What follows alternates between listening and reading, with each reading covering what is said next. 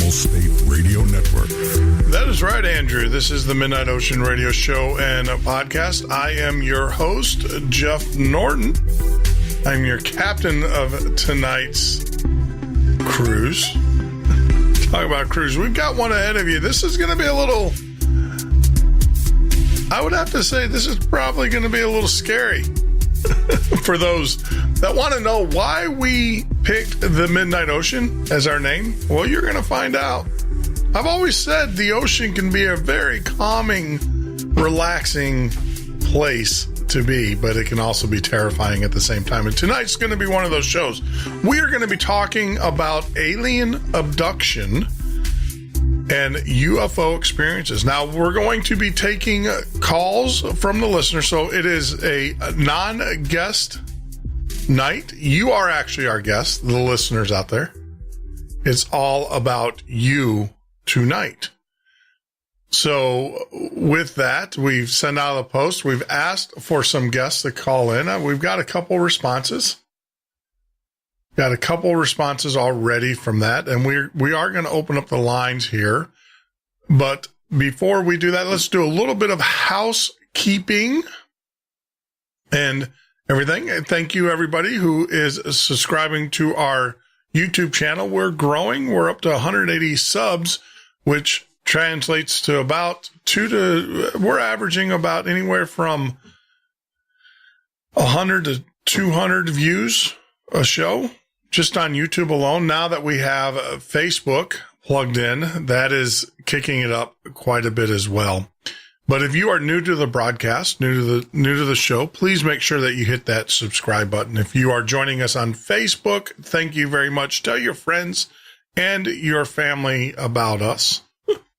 We're here every weeknight from 10 p.m. till 2 a.m. Wow, what a day. Lining up guests for next week. This week was kind of an intentional. I didn't want to book guests this week. I wanted to leave it open. And there's a couple things. Number one, we're competing against the debates and all of the things that are going on there. And then number two, I wanted to give you time as listeners to participate in our show. And you figure out why that is going on. That's the studio air conditioning, and it should not be running.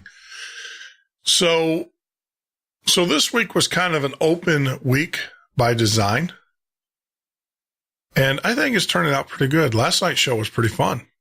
I don't know, exposed a lot of people. It was funny because I got a lot of criticism from individuals stating, well, why are you playing those? Everybody knows about those tapes. And I'll have to say about 80% of the people that were listening last night's show came back and said they've never heard those tapes. So some of us old hags and hags, that's a sailor's term, in the paranormal business, yeah, we assume that everybody sees us, but we are attracting newer and younger audience members. Now, tonight's show is probably not a show for the younger viewer. I will have to say, I'm not into censorship or anything like that, but I will have to say that if you have children or small children that are listening to the show tonight might not be the show, because we are going to be playing some abduction, regression, hypnotherapies back for you guys. Now, we've cleaned these up. You got to remember, a lot of these hypnotherapies were done. One of them was done in the 70s on the old black tape recorder. Yeah, we all had one. As I commonly like to say, the Lyndon Moulton Howe tape recorder. And so we have those. Now, I have it under good advice that she has since moved her technology up, but the good old days of Lyndon Moulton Howe. I love it. Love it. I love to have her on the show. And actually, we reached out to her people. Maybe they'll hopefully reach back to us. But, so we've cleaned up a couple of them were already digital, so they didn't need a whole lot of work. So we've got about 8 hours. Now, that doesn't mean we're going to go 8 hours, because tonight is all about you. And let me kind of just go ahead and kick this in here. So we've done something special. If you have a story to tell, there is 3 ways you can share it with us right now. The first way is that you can send an email, send your story, type it up in an email form, and send it to listener.themidnightocean@gmail.com. We will be monitoring that throughout the evening. All right. The other way is through our Skype line, which is TMO Listener. That's TMO Listener. So if you have Skype, you can type in TMO Listener in the Skype, and we will love to hear from you. The third way is through, yes, we've set up a phone line just for tonight. Well, actually, we'll probably keep it for a while, but it's 352-388-3900. So you can call in for those that want to use the old phone, the older tech. That's fine. I use phones all day long. Nothing wrong with that. And finally, the fourth way, you can text message us at 786-574-3652. So you guys know it has always been my goal to be accessible. I love Art Bell, and I love some of the older shows, but you know how hard it is to get in touch with them, to be able to communicate with them. It's almost near impossible. I remember, here's my Art Bell story. I started listening to Art Bell in the early 90s. I have called into a show well over 100 times. Now, when he came back, I knew that his listenership was way down from the 10 million that he had originally. So when he came back on the air, I immediately called in. I was like one of the first callers. So I called in on the Skype line. And sure enough, Art's like, Jeff, are you there? Jeff, calling on the Skype line. Are you Jeff? And my Skype microphone was jacked up. I didn't actually set the right input. And he's like, going once, going twice. And sure enough. And it looks like I'll never be able to speak with the great Art Bell on the air, that is. But, oh well, it wasn't meant to happen. So out of that, like I said, we have the SMS. That is throughout the day. You can send me text messages throughout the day. Don't call that number. It's not my cell phone. It is set up. That number is actually provided to us by Live Ninja for SMS services. They have a new product out there. Go out there and look at them. Pretty cool company. Pretty cool company and what they're doing. So you can send us that.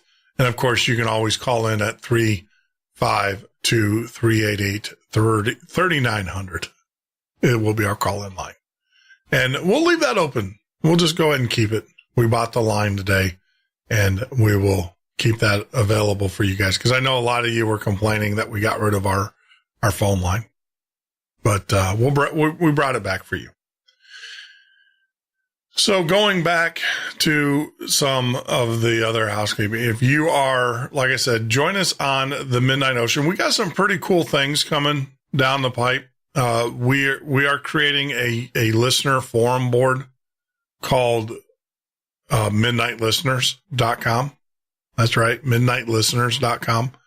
So that will be a forum board that you guys can post things about the show and communicate and all of that. And then, of course, the MN Ocean, if you are on Twitter. So without further ado, this is a story. This came in from Deb. There's, no need for last names. We'll start our evening off with a story from Deb. She writes, started when I was about 5 years old. My bedroom window looked over the lake here. I lived in upstate New York, the Finger Lakes region. Seneca Lake, Notorious Lake, lights flying in and out of it, lights sitting on the water. When I was young, up until my early teens, the Seneca Army Depot was active with soldiers. Rumor control had it. They had massive weaponry stored underground. Don't know for sure, but it does explain for a lot of sightings in the area. Anyways, when I was 5, it was a hot night in the summer. Remember those? I hope you have those fond memories. I really do. That brings me back to some really great memories. My family always had a cabin on Higgins Lake, Michigan. They still do, actually. And those were good times as kids. Those were good times. But something tells me that this might not be a good moment. Not sure of the month, just remember it was summer. I would look out my bedroom window, look at the lake, and think how beautiful it was and scary at the same time. Yeah. Water has that mystique. If you ever have an opportunity to sail on a sailboat away from land, take it. Now, I will warn you, if you ever have the opportunity to do it at night, definitely take it. Wear your life preserver. Be safe, because the ocean, the water, can be a cruel mistress. But enjoy it. Enjoy it. It is one of the, like I said, hence the name Midnight Ocean. It is one of the most peaceful, calming experiences you will ever have. We had the opportunity when I had the girls when I was younger. We sailed from Wisconsin down to Chicago. Now, they'll tell you a different story. But we have pictures from that. They were asleep. But Sandy and I had pictures. Of course, I had to stay up all night because I was on the tiller. And about 4 or 5 in the morning, right as the sun was rising above Lake Michigan, we were about 5 miles out off the shore. We wanted to stay far enough out. So we were offshore. And as the sun was rising on Lake Michigan, it literally looked like a sheen of oil across the lake. It was the most beautiful thing I've ever seen in my whole entire life, nature-wise. It ranked up there with, I've seen the Grand Canyon. I've seen the Sierras. I've seen, beautiful outdoors. But I will tell you that the water was like glass, and the sun reflecting off of it was like an oil, a sheen. And it was so peaceful. Now, I can tell you stories on that same lake where we were sailing back from a race in Muskegon, Michigan, coming back across the lake and hitting 20-foot seas. And it was the most terrifying experience I ever had. That is when you get ready, you meet and you say the things that you need to say to your maker, to your God in heaven. And if you ever sailed in Lake Michigan, you will know many ocean sailors come to Lake Michigan and think that they're going to race in the Mackinac. They're ocean, no big deal. You got these ocean sailors, unless they are the, continent to continent racers, they usually drop their sails and go home if the waves are over 3-4 feet. And Lake Michigan can get a lot higher. I think the highest recorded wave was 30-something feet. But what makes it dangerous is it's soupy. In other words, the waves come from you at all directions, not just one. So that's what makes it so treacherous. It's not like an ocean sailing where the waves roll and you can actually time them. You can actually time the waves, where in Lake Michigan, they come from all directions.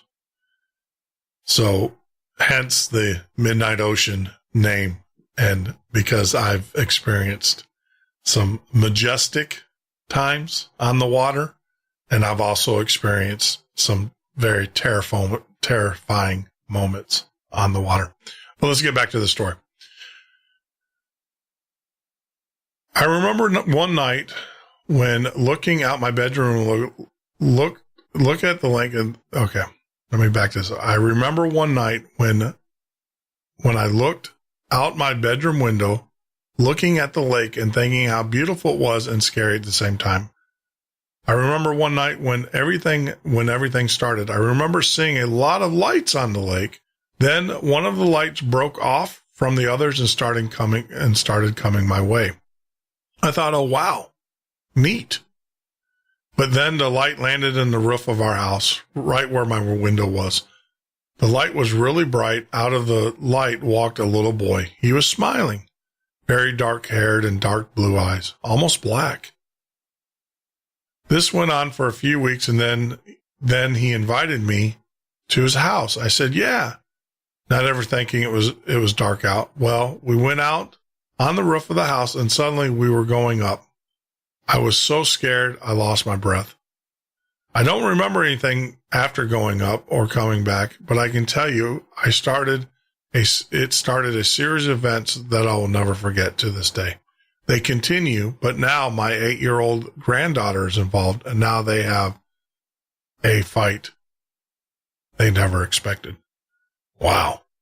Yeah, a lot of people, when I talk to people that have been abducted, it is generational.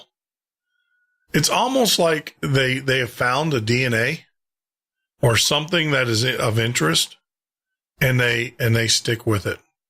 They stick with that DNA, that bloodline. And I don't know. I'm kind of thinking that I don't know how much of this is people's creativity, but I want to believe. And for the most part, I do believe. Let me know what you think. You can give me a call on either the Skype line or the phone line, or you can SMS me.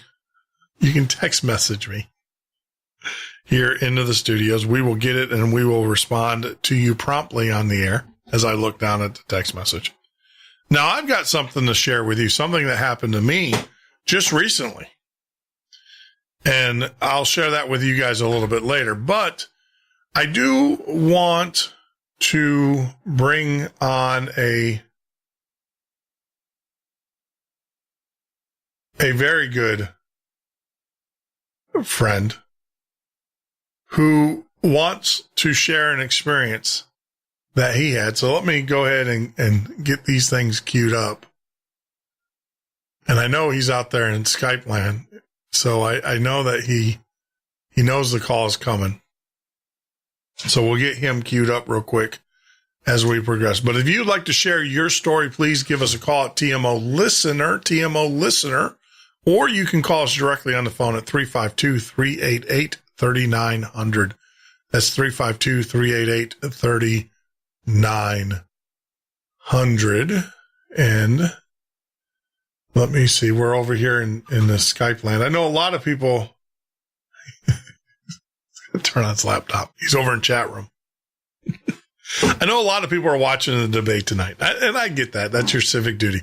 Hey, talk about the debate.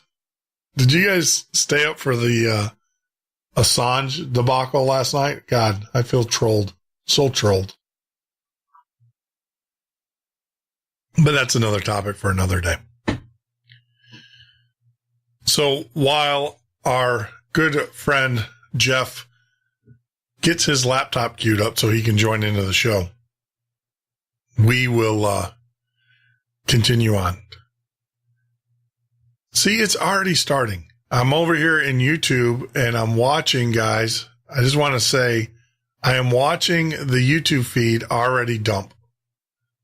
And it's amazing how in YouTube this is happening. And it's specific topics that we talk about. It's where we start talking to people's real life events, not superstition or supposition, as they would say.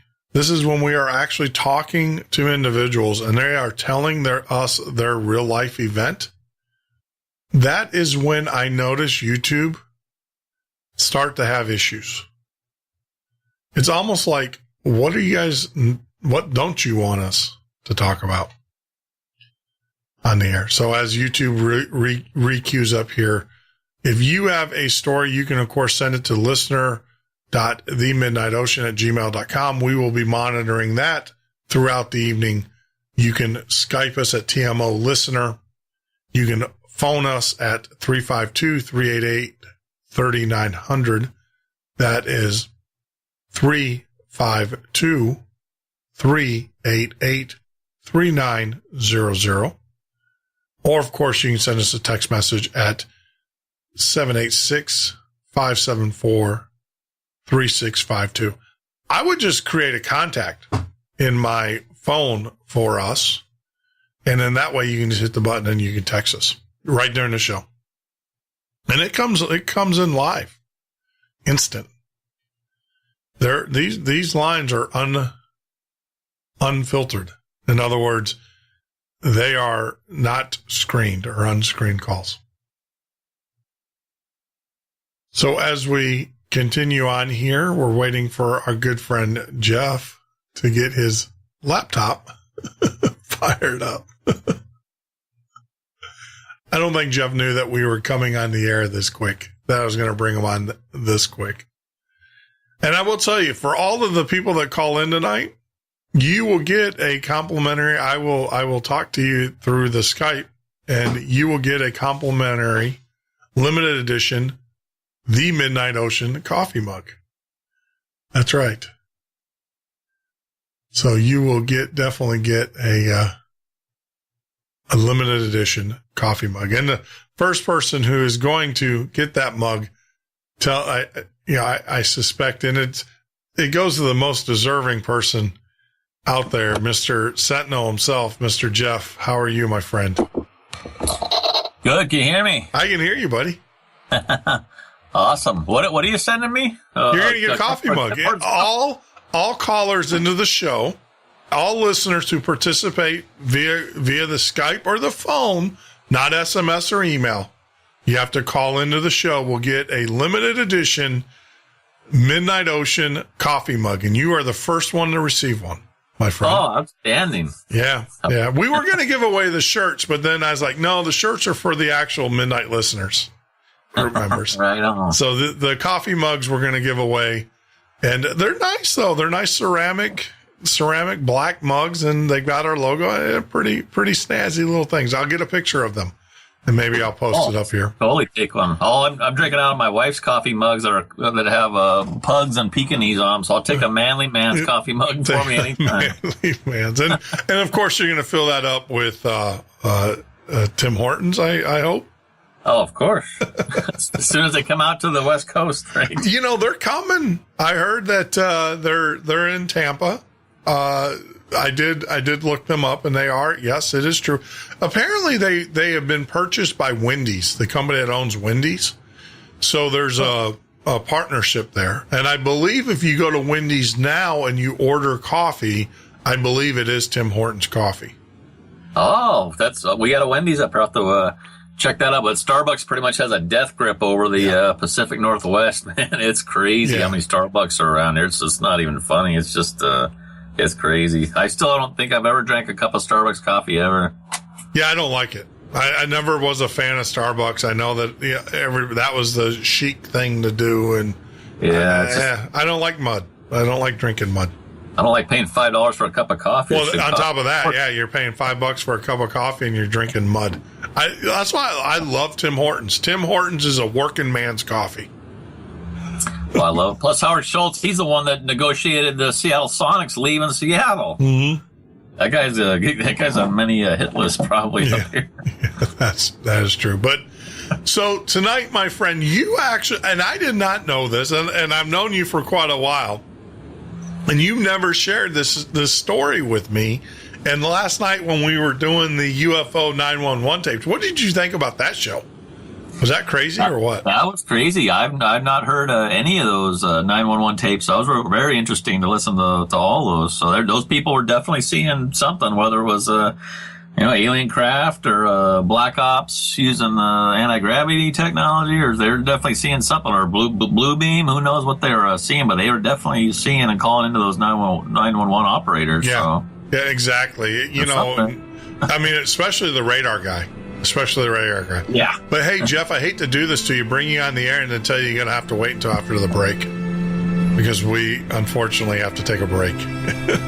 So hang out there, man, for a little bit, for 4 minutes, and then we'll be back and we'll get to your experience, actually your family's experience.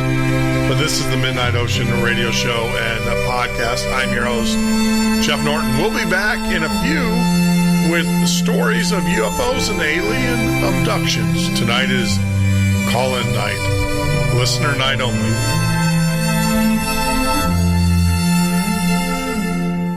This is the Midnight Ocean with Jeff Norton on the Paranormal State Radio Network.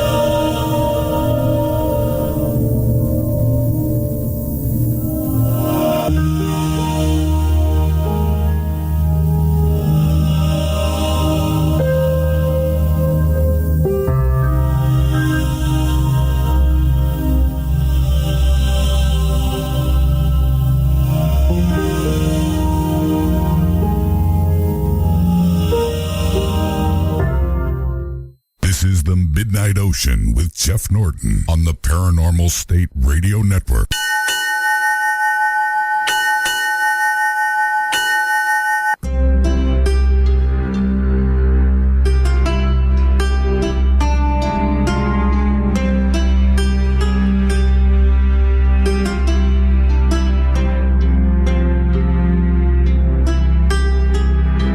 is right, Andrew. This is the Midnight Ocean Radio Show and a podcast. I'm your host, Jeff Norton. You can join me every weeknight from 10 p.m. till 2 a.m. Eastern Standard Time. We're on the web at www.themidnightocean.com. If you are on YouTube, joining us on YouTube, please hit that ever most important submit button. Subscribe, I should say.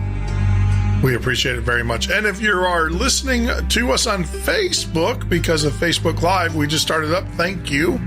Please make sure that you refeed us or tell your friends about us.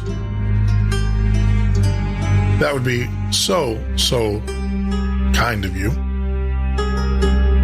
Also, if you go to Twitter and you go at the MN Ocean, Now, I will tell you this. Make sure you refeed or share our live feed if you're on Facebook.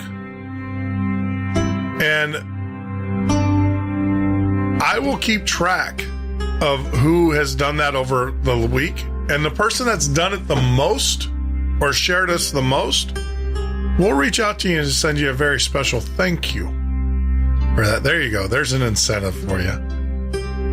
Because we know who shares on Facebook. So if you share this live feed on your pages or whatever, and the person who on Friday, and we'll announce who it is on the air live Friday, the person who has shared us the most with the most Facebook users, we will send you a very, very nice thank you gift. But tonight, let's move on with the night, because it's going to be one of those nights. It's going to be long. But tonight, we are talking and taking calls from our listeners. From our listeners only. There is no guest tonight. And tonight's topic is your UFO or alien abduction story or experience. For those that are listening on the air, you can actually Skype us at TMO Listener, or you can give us a call on the phone at 352-388-3900. That's 352-388-3900, or you can text message us at 786-574-3652. I'll grab those messages during the break. And we'll make sure in the email as well, and make sure we get those on the air. But without haste, let's get back to our good friend Jeff Hayes, who has been waiting patiently on the line. And I do apologize. I didn't mean to bring you on the air to only put you on hold, Jeff. That's kind of rude. That's like broadcasting etiquette 101.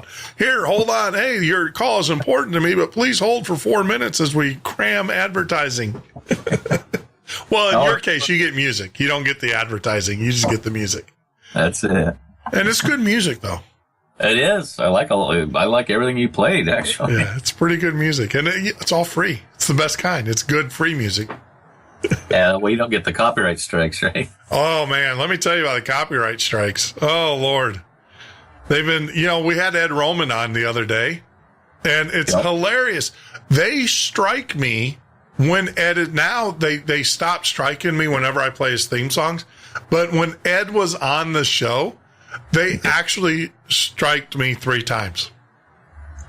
What, his label did or something like that? No, it's not his label, because I know Michael. I know his management real well. It's CD Bay. It's a company that's out there that's in charge of that. But it's hilarious because because we kept on saying, hey, look, we have permission. Here's the show. Blah, blah, blah, blah, blah. Go back and listen to it. And I didn't have any problems. Well, the night that he was on the show and I played his 3 songs, the 2 that we normally play, I Am Love and Wolfman. And then I also played the other one that he did. Sure enough, I got a copyright strike. Oh, jeez. And it was funny because I'm on, so I'm typing up because, come on, I got YouTube the right. So I'm typing up the thing saying, look, did you not even listen to who I was talking to? I played the guy's music that was on. So, of course, it hasn't been removed yet. But Then last night, apparently, I got 2 copyright strikes because there was a little background music that bled through when I was doing the editing.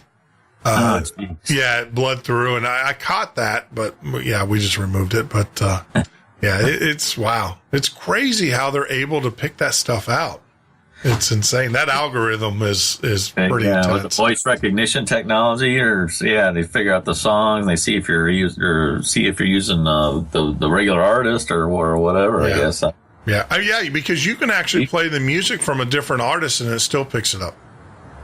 Wow. Yeah, it's crazy. It's crazy technology. Big Brother everywhere. But that's not that's another topic for another night. Tonight. Now, you dropped a bomb on me last night. Talking about music, but when you said your family had an experience, go tell. Can you share with us what you feel comfortable sharing, my friend? Yeah, it was my parents had so let me set a little bit of backstory to this for sure, because I think Jeff, this. In my personal opinion, I think this has to do with these books I'm writing about the New World Order, trying to wake people up and blah, blah, blah. So anyway, my parents were 18 years old in 1964 when they met and got married, which is what you did back then. You met someone when you're 18 and you get married. Yeah. So they went through the 60s together, and my parents weren't real. I don't think they were real political minded, but they're more liberal, more hippie-ish kind. They're like, yeah, man, this whole going through the 60s, and I was born in 1970, so they're going through the 60s. They go, man, this world is just messed up.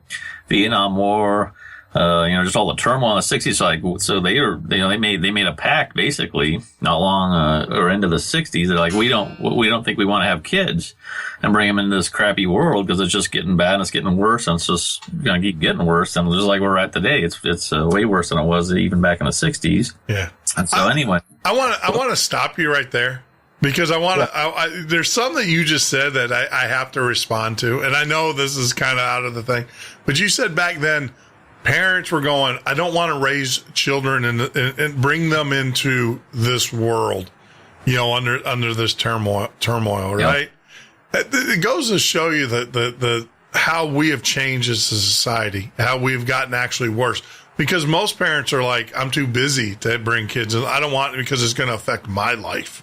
Here back then, parents were still thinking about their kids and the well-being and the kids' future, where now kids they're thinking about how this is going to affect their career, their life, their ability to make income. Yeah, it's just, and like I said, I didn't mean to stop you, but you said something there that just income and blah, blah, blah, just to even get by, It's just, we're in the downward spiral for sure. Yeah. But anyway, so they decided, they could see the writing on the wall that the world is obviously getting worse like clockwork, and so they decided not to have kids in the late 60s, and so that's where they were. So I was never supposed to be born. So one night they're coming back. They lived in Seattle, where I live close to Seattle today. They come back to Seattle from Spokane, where most of my family is from and still lives. And they're coming back real late one night from Spokane to Seattle driving.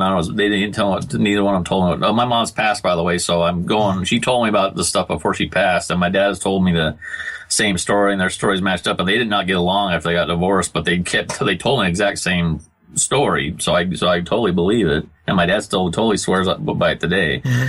They're driving back on I-90, which is the main highway between Seattle and Spokane, and they're coming over Snoqualmie Pass, which is the Cascade Range, just like 40-50 miles due east of Seattle. And they crest the pass. They're coming, doing the coming down towards Seattle off the top of the pass, and there's nobody on the highway, and all of a sudden they're driving along, doing 60, 70, whatever. And all of a sudden the power in the car just dies. Everything dies. Motor, electrical, lights, just like the battery or the alternator just blew up or something, just totally dead. They coast to the side of the road, side of the highway. There's nobody around. And they're just looking at each other like, what's going on? What's going on? So my dad gets out. He's checking the battery, checking this, that, and everything seems okay. And then they're just sitting there, trying the lights, nothing's working. They're sitting there for a few minutes, and then all of a sudden, it's just like, ooh, electrical comes back on. And they're just like, whoa, what's going on? So they're like, okay, that's kind of weird.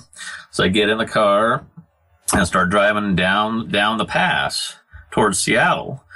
And in between Seattle and the pass, so Calling Pass, you've got a couple towns. One's called Issaquah, and then one closer to the pass is called North Bend, and that's where I live today. Mm-hmm.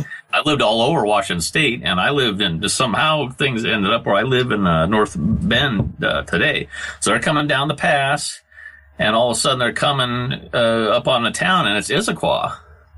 And they had completely bypassed North Bend on somewhere in their travels. Basically the car had moved about 20 miles without them knowing, without them just knowing what's going on. They completely bypassed this town and about 20 miles of highway, and they're just looking at each other like, what the heck's going on? And so anyway, then they took that, Jeff, as a sign for whatever reason that they needed to have kids. And it's just the weirdest thing. So hold on. So first thing, I want to back up. So your father, your mom, so they were driving through this. How remote is this area that they were driving through? Is it pretty remote? Is it? Back in the day, I mean, it's I-90. It's the main highway between Seattle and Spokane, which is the main highway between the other side of the state. So it's, but back in the late 60s, this was in 1969. Yeah, so it wasn't that. Not like it is today. Nothing like it is today. And at night, it was pretty desolate, I'm sure. Yeah, exactly. Because they said nobody was around.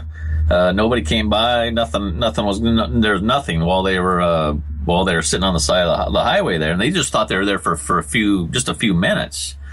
But I think he said that they had like a 2 to 3 hour missing time in there, where they thought there was just get up and start the car coming into Issaquah. They just thought it was like 20 minutes from the time that the car died, but it had been a couple 3 hours, and there was 20 miles. The car and them had been moved 20 miles closer to Seattle from when they're at. They totally you had to go through North Bend back then, and there was a stoplight on I-90, and they bypassed all of it and were somehow teleported. I don't know what happened. Right at the coming into Issaquah. So they missed about 20 miles of highway, and I live today right on that freeway where they had that missing space, that 20 miles of missing road. I live right in that stretch today, right next to I-90. It's just the weirdest. Well, we're gonna talk about that because I think there might be a correlation here, but I do want to back up. So they didn't speculate. They didn't. I got to ask the standard questions. Being young, being somewhat hippies, were they smokers? Were they? Oh yeah. Well, my dad was. Okay. I think he still is too. Well, but that's nothing wrong with that. I mean, because that actually, to me, what that does is that allows your mind to be open, right? I mean, my mom was not. My mom was not a smoker at all. So she was like stone cold. I mean, I think they're both totally straight when all this is going on. 'Cause they're driving back. It's midnight on a highway. I don't think they're mind altered for sure, or at least I know my mom wasn't at that time. Well, so. I mean, I'll be honest with you. I've had times where I've been driving and I go, how the heck did I get here?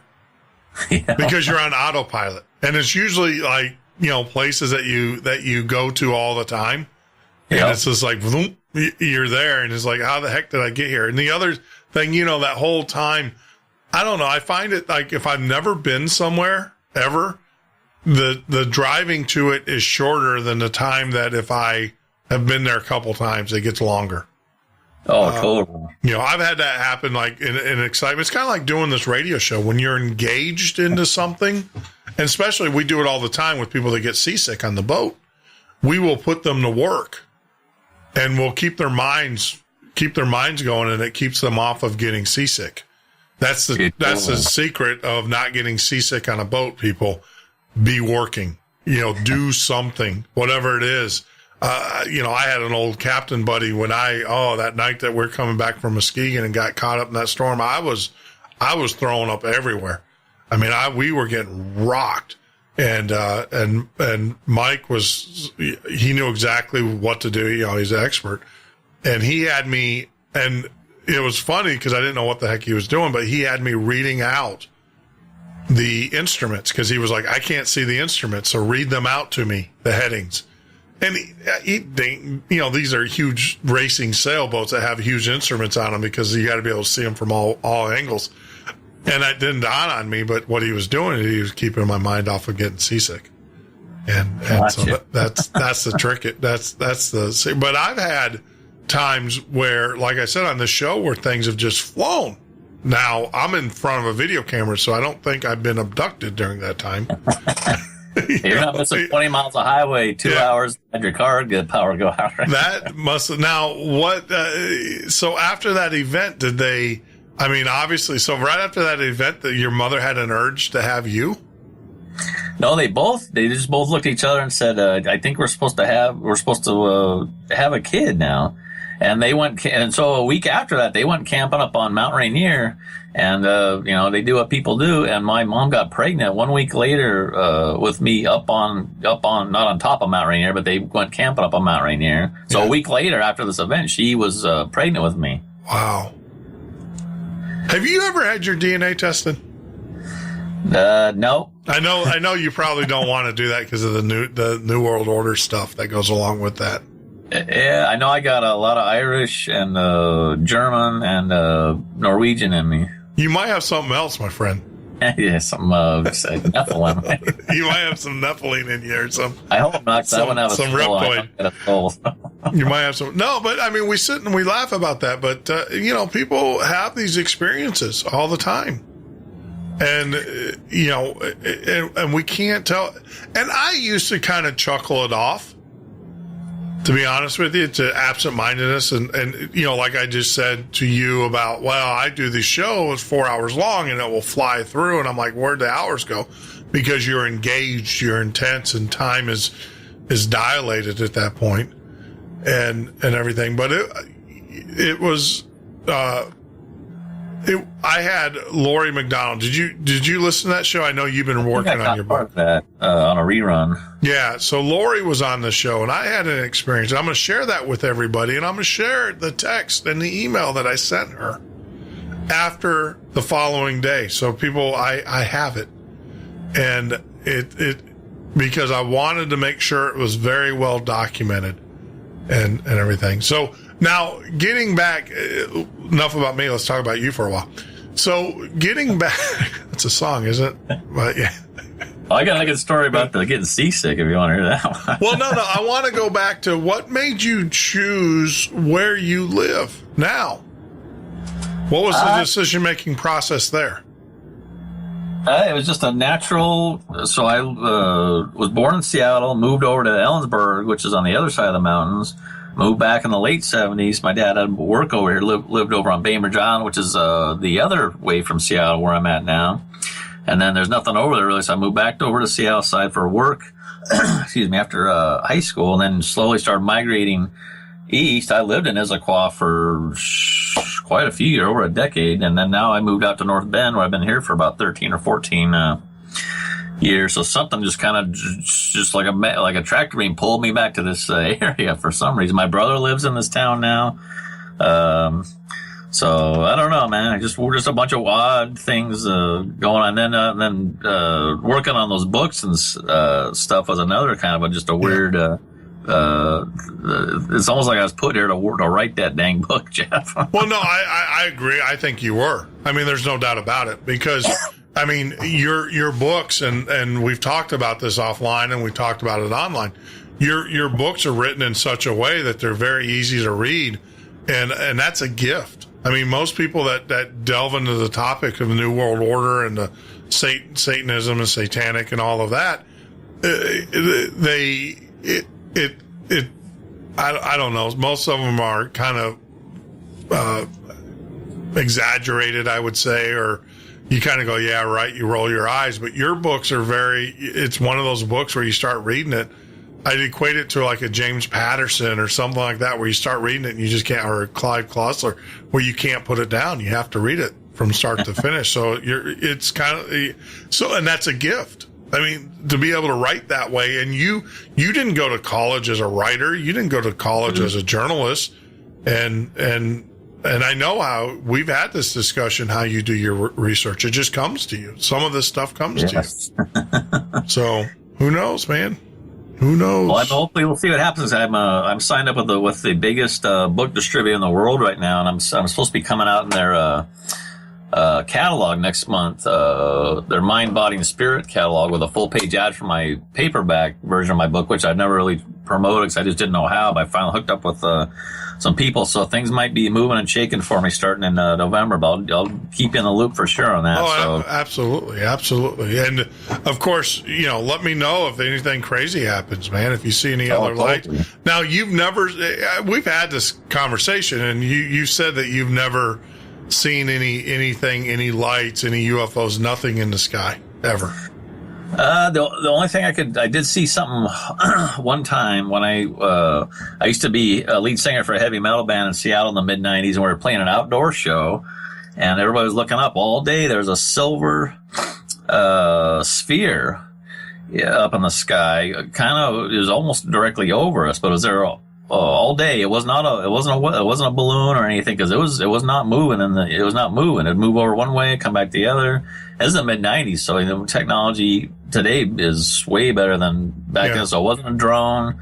It just looked like it's just a silver sphere up on the sky. That's the only time I've ever seen a quote unquote UFO, because we never did figure out what it was. But it was definitely like silver, metallic. A sphere, and we couldn't tell exactly how high up it was. We didn't know how big it was, but it just hung out all day while us and these other bands were playing. I don't know if it was watching us or listening. It was Paul. I heard that he likes heavy metal. I loved it more back then than today for sure. But it's definitely the devil's music, man. Yeah. Well, have you watched that UFO? One of my favorite movies is Paul, Seth Rogen's show, Paul, about the alien. Oh, yeah. And stuff. Yeah, it was pretty. You got to watch it. If you haven't seen it, you have to watch it. And, I don't want to put light, because we're actually going to get pretty serious here. I've got some recordings that will disturb you. These recordings, these are alien abductions. These are guys who have gone back through regression, hypnotherapy regressions. And these recordings were provided to me. And they are pretty scary stuff, but we'll make sure we give out the warnings ahead of time. Hey, can I plug my book while I'm on it? No, you can't. Go ahead, man. Go ahead. Well, it is a series I'm working on. It's intended to explain every single intricate aspect of the New World Order, as long as we're around long enough. But I got my first book, Rise of the New World Order, The Culling of Man. And the second book is Rise of the World Order 2, The Awakening. I've got those books on Amazon, the iStore, all the usual places. But I'm definitely working on a series of books. I'm working on a third book right now. My outline's changing yet again. I'm taking stuff out, adding stuff, but that's just how these books go. I'll work on it, think, and then not work on it, think about stuff, come back, do something different with it. So, but hopefully I'll have it out in about a year. So. In the meantime, we'll see what happens with this new distributor next month. So hopefully big things will start popping for it. So I hope, brother. I really, it's a great series of books. And if you are interested in the New World Order, I'm surprised and I appreciate you taking time, because I'm surprised you're not watching the debate, to be honest with you. Oh, it's just a circus sideshow, the whole thing. Is it real? Sandy came in, she goes, "You want me to record it?" I'm like, "Yeah, whatever." Yeah, exactly. So, and talk about sideshows. I stayed up last night. I got trolled by Assange. I stayed up last night waiting for the document dump, like most reporters and people in the industry do. And of course, it was like, instead of getting rickrolled, it was like Assange rolled or something. Yeah, we did. We got trolled by Assange. But oh well. That's another. Like I said, another topic for another night. So. But I appreciate you coming on and sharing your story with us. You take care of yourself. Hey, look at that. Perfect timing for the segment. So we're kicking into our break here. But take care, Jeff. So you're listening to the Midnight Ocean Radio Show and a podcast. If you'd like to tell your story, you can. I'm going to go ahead and just leave the lines up during the break. No, I can't, actually. I don't have that on the deck. But we'll take a quick break. We'll come back. I'd love to hear from you. Please Skype us or give us a call at 352-388-3900. That's 352-388-3900. We'll be back in a few.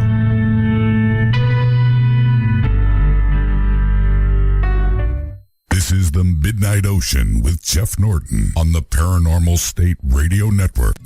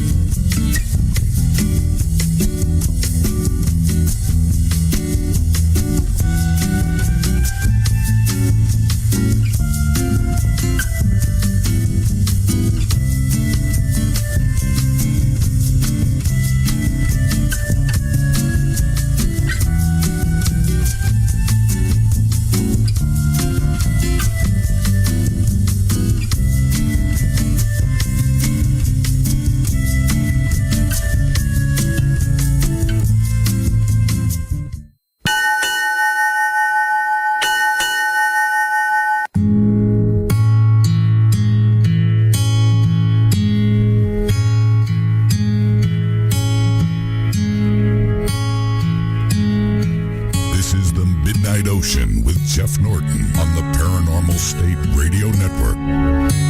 That is right, Andrew. This is the Midnight Ocean Radio Show and podcast. I am your host, Jeff Norton. Join us on the web every weeknight from 10 p.m. till 2 a.m. Eastern Standard Time, or join us on the live right here every weeknight from 10 p.m. till 2 a.m. Eastern Standard Time, or on the web at www.themidnightocean.com. So for those that are joining us for the very first time on YouTube, make sure you hit that subscribe button. That helps us out tremendously. Now, one of the cool things that we're doing right now, we're testing it out, kicking the tires, I would say, is that we are feeding live to Facebook. That's right. We are feeding live to Facebook. So if you like, or if you like the Midnight Ocean on the Facebook page, you can go there right now to the Midnight Ocean page and see the show live as you're Facebooking. Now, one of the cool things that we're going to do there to kind of help get the word out, and I prefer to give you something than give Facebook or YouTube something, i.e. money. Now, I'm not saying I'm going to give you money, but this is what we're going to do. We're going to run a very special, it's not a contest. We're going to do this every week. We have some limited edition items, logos. Cool. We don't sell them in a store. We actually use those for our guests, for you guys. We get, autographed copies of books, things of that nature. And what better way to reward and say thank you than to share that stuff with you guys. So this is what we're going to do. Every week, the counter resets. And I've already see you guys are out there sharing us with other pages. That's awesome. Thank you very much. But that's how we grow. That's how we grow these shows. So I'm telling you, if you guys are out on Facebook with Facebook Live, share the show. What I will do is I will accumulate the shares, who it was, because it does tell me, Facebook does say so-and-so shared your video, blah, blah, blah, blah, right? I will accumulate those. The person that has done the most shares at the end of the week on Friday, we will announce who that person is live on the air. We will contact you, and we're going to send you a very special thank you. This is not, like I said, this is, it could be anything. Right? Who knows? But you're going to enjoy it. That, or you just put it on eBay, sell it, make money. But we'll send you a very special thank you. That's our way of saying thank you for sharing us with the rest of the world. Now, those individuals who do not use Facebook, I'm sorry. I have no way of tracking. What you did. Now, we were talking about setting up an affiliate link, but that's just way too much work. Not too much work. It's too much work for you guys. Keep track of all that stuff. So we're not going to do that. But if you're out there on Facebook, most of you guys are, and those that aren't, I'm sorry that you can't participate because there's just no way of tracking it. But you individuals that are out on Facebook, for those that share our video, our live stream the most with other groups and everything, we will accumulate that and we will send it to you. We'll send you a very special gift, a thank you. So tonight's topic is kind of, and I will have to warn you for those that have young children who are listening to the show. And I know some of you guys do. You might be playing it in the background or whatever. This is something that you probably don't want to hear or have them hear. This is disturbing stuff. It's real, though. This is real. We have vetted this information, and what we're going to share with you here in a few minutes is very real. Now, we have different qualities of audio. We have some that are good, some that are bad. Some of them, the English is not that great. I'll try to interject when I can to kind of give you a little bit of clarity. These are traumatic events for these people. And we're talking about alien abductions. And so you can imagine these are actual recordings from the therapy sessions of these abductees.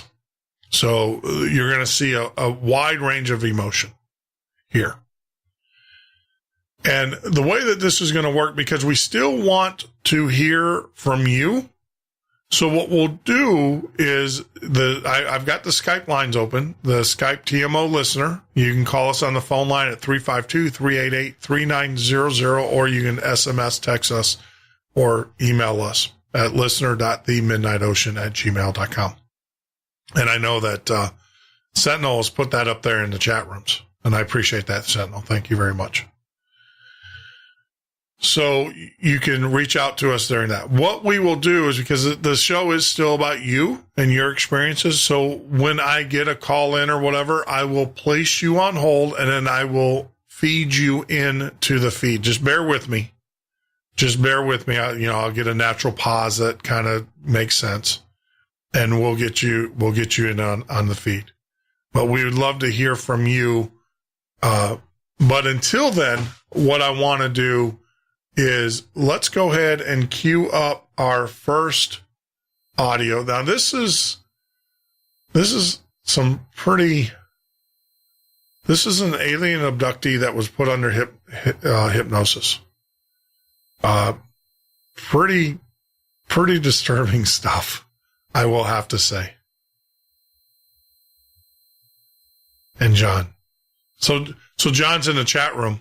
And I have a different take on alien abductions and UFOs. John, give us a call. You can give us a call at 352-388-3900. Love to hear from you. Or you can join us on the Skype line at TMO Listener. I'd love to hear what your take is. I do too. I wonder if these aliens are actual interdimensional entities. That is something that I've always wondered. But tonight is all about you guys. I'm going to keep the lines up, or the phone numbers up on the screen as we play these audio clips. And I gotta warn you, I really have to warn you that there are some disturbing things here. So if you have young ears, or if you are afraid of these types of conversations, you have been warned. Okay, John, in a moment, dealing with your subconscious now, I'm going to ask you to go back to that first incident, the first time that you had an encounter that you remember. Okay, now. Okay, right. You say you're moving back there now. Okay, I want you to know. Are you there now? Okay, what is it you see, John? I don't know. What is it? What is it? Hey! It's on!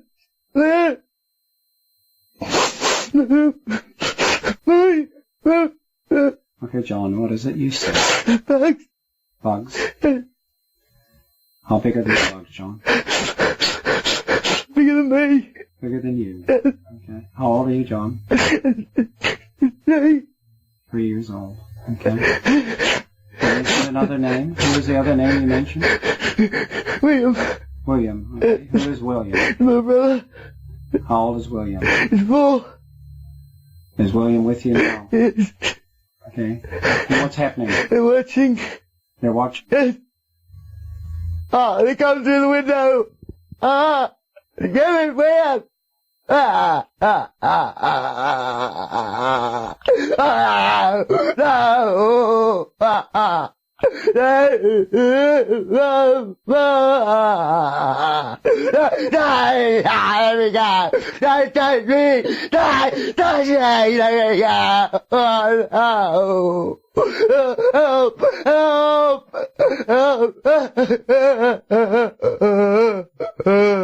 John, I want you to relax a bit. Okay, just relax. Okay, John, I want you to... Your teddy's with you? Okay, your teddy's with you? Okay. Your teddy's... It's okay, just relax, breathe easy. Okay, your teddy's going to help you. Just relax you, okay? You won't be harmed. Okay? You won't be harmed. Okay? Teddy's going to look at you. Okay, where are they taking you now? I have a beam. I'm in a bright room. In a bright room? Yes. Is William with you? He's on the table. Are you on a table? Yes. Okay. What's happening, John? They're hurting me. They're hurting you? Yes. What are they doing? They're sticking things in me. That was right.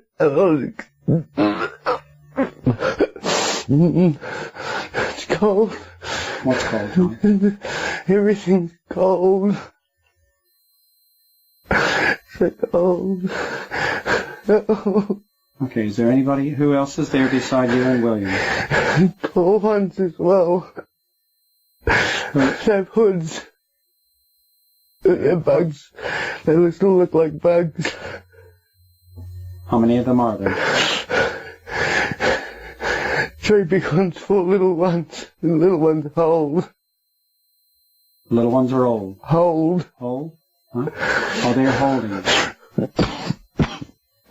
Okay, just relax, John. It's still trying to stick it up in my throat. Take it out.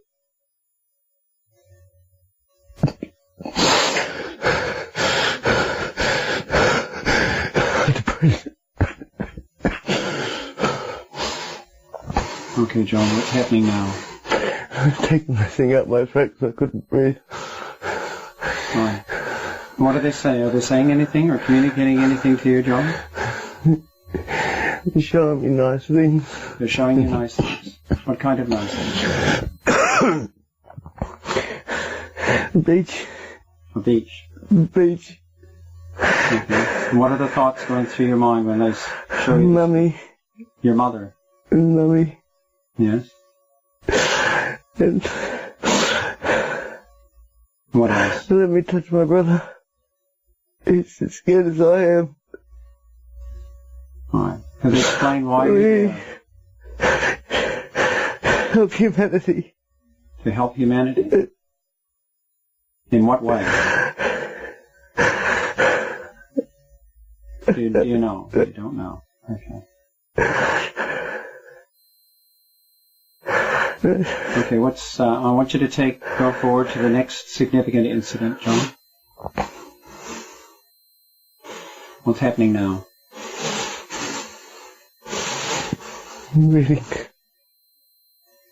Sorry? I'm reading. You're reading. Funny feeling. Are you reading? And what kind of things are you reading? Animal encyclopedia. How can you read, John?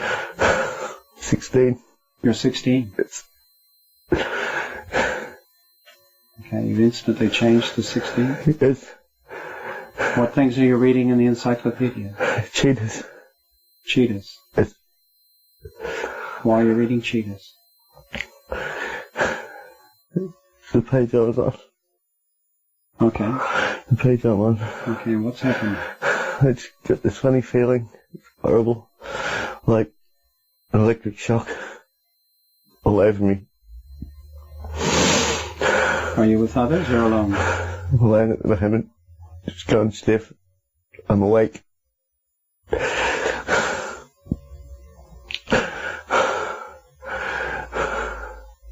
Someone's here.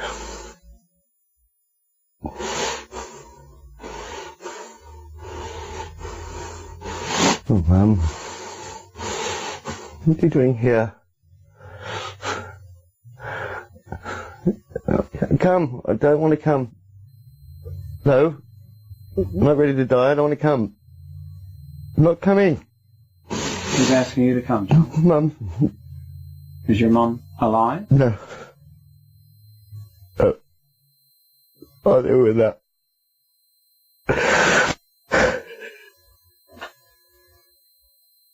What's happened now? Oh. They push Mum to the back and they're coming forward. I hate these bastards. Keep coming to get me. How many times have they come for you, John? 5. 5 times. Yes. I hate it. Just handle it now, but it's horrible. Do you understand why they're coming for you?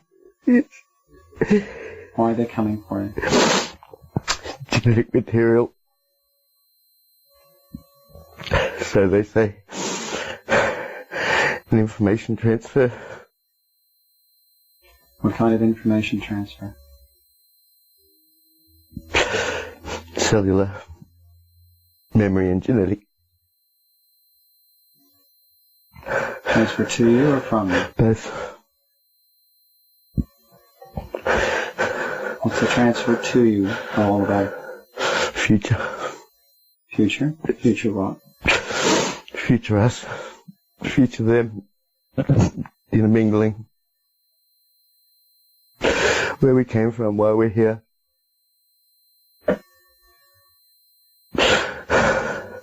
They're picking me up. They're not touching me, they levitate. They carry me out the window, I'm fighting. Is that Ted? They have me through the front window.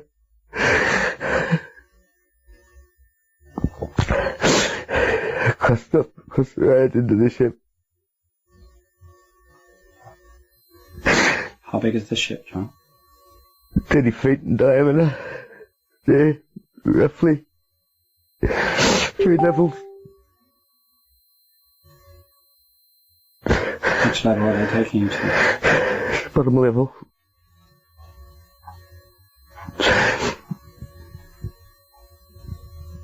Oh.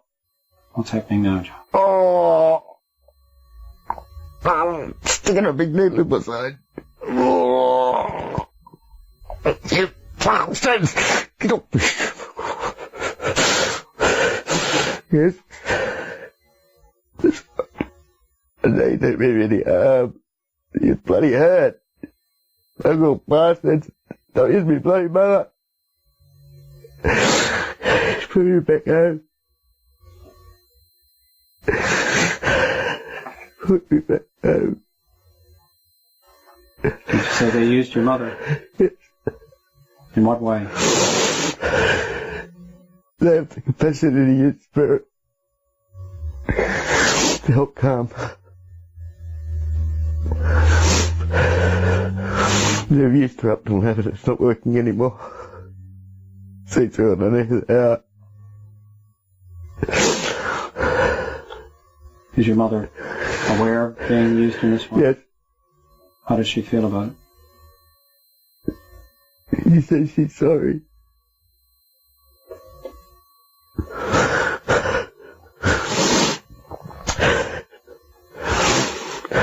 Okay, who else is there with you, John? 2 other people, I don't know them. Are they humans? Male and female. How old are they? Lady looks old, 45. The man's about my age.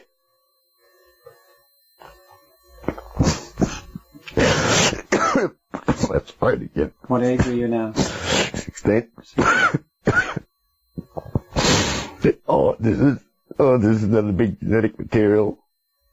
This is something that hurt me. They're taking shit out of me.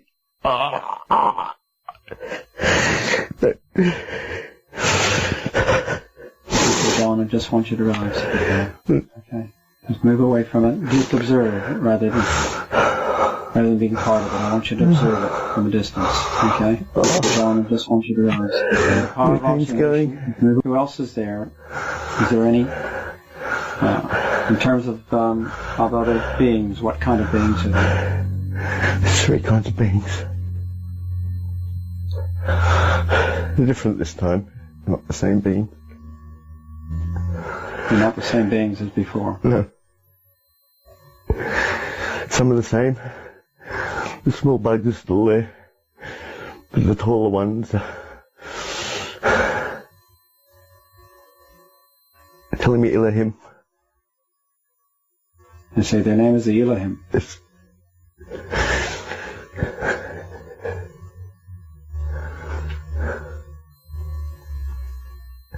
And who are the Elohim? The creators. The creators of? Humans. We're in for an upgrade. Oh, part of an upgrade. Humans in for an upgrade. Evolution hasn't gone the way that humans think it has. It doesn't slowly go, it goes bang. That's there. Part of it.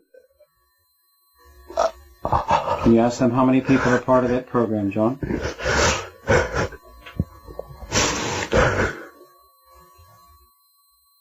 Two-thirds. Two-thirds of humanity? Yes. Varying degrees. How many are directly being involved with this program in terms of abduction? 1/3. 1/3. Yes. Are you saying that 1/3 of humans Yes. get involved in an abduction program? Yes. In the current, of all the people on Earth, current 1/3 have been involved. Yes. They use chemical gateways to block the memory. My accident's broken the gateway. I had an accident 6 months ago. It nearly killed me. They opened the gateway and they can't close it. They can't close it properly. I'm starting to remember. I'm seeing things I shouldn't. So they're helping me.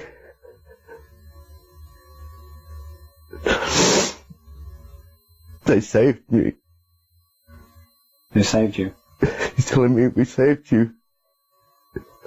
This related to your accident? Yes. I should have died.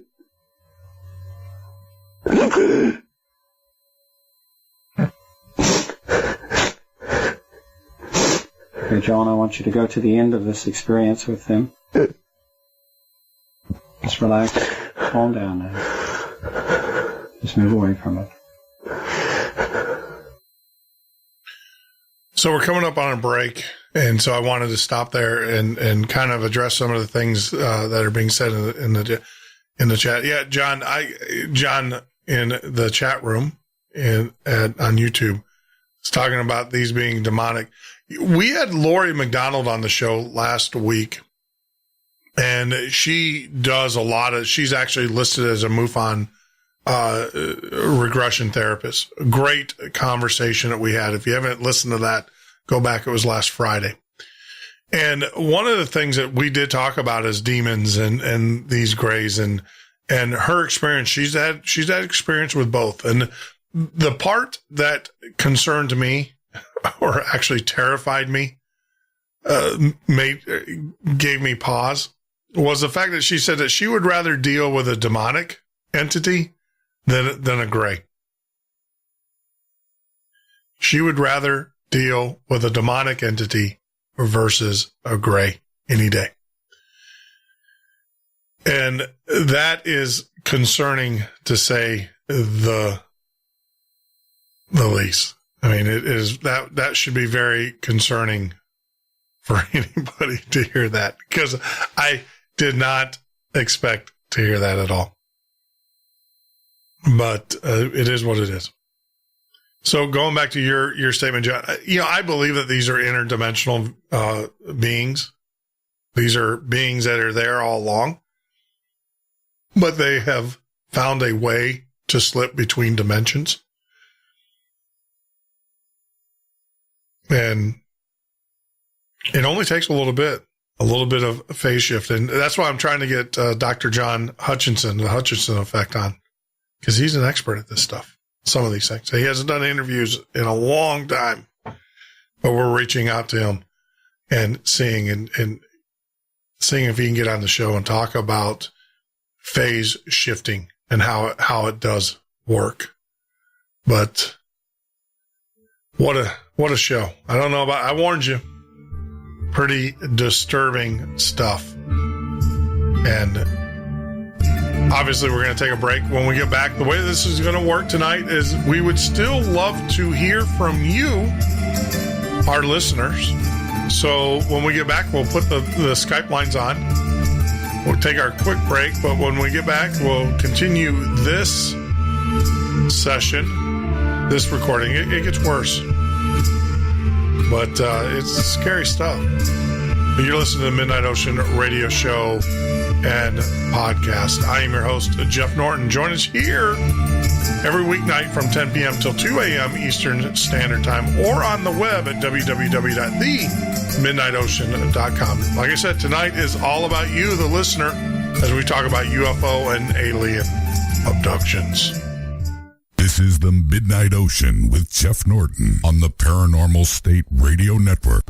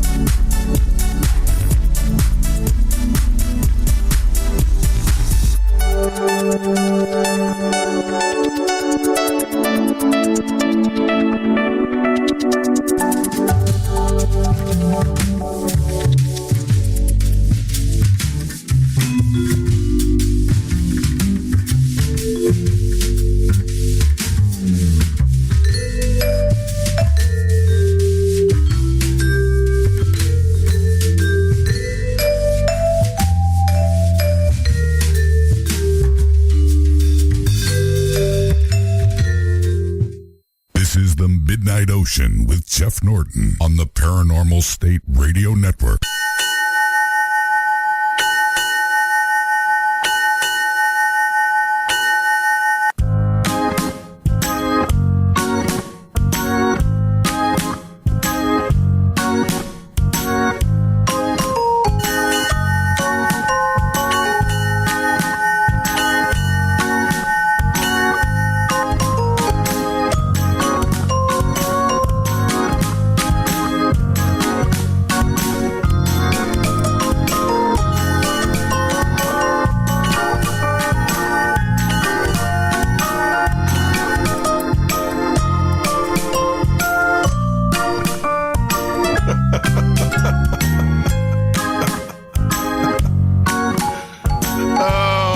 was fun.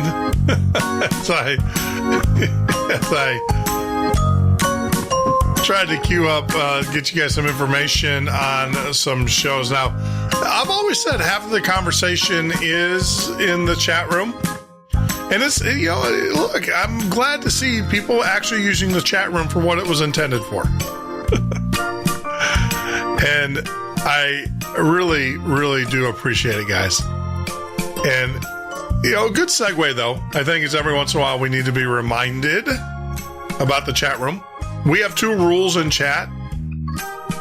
And the first rule, chat, is no personal attacks. Personal attacks, you're gone.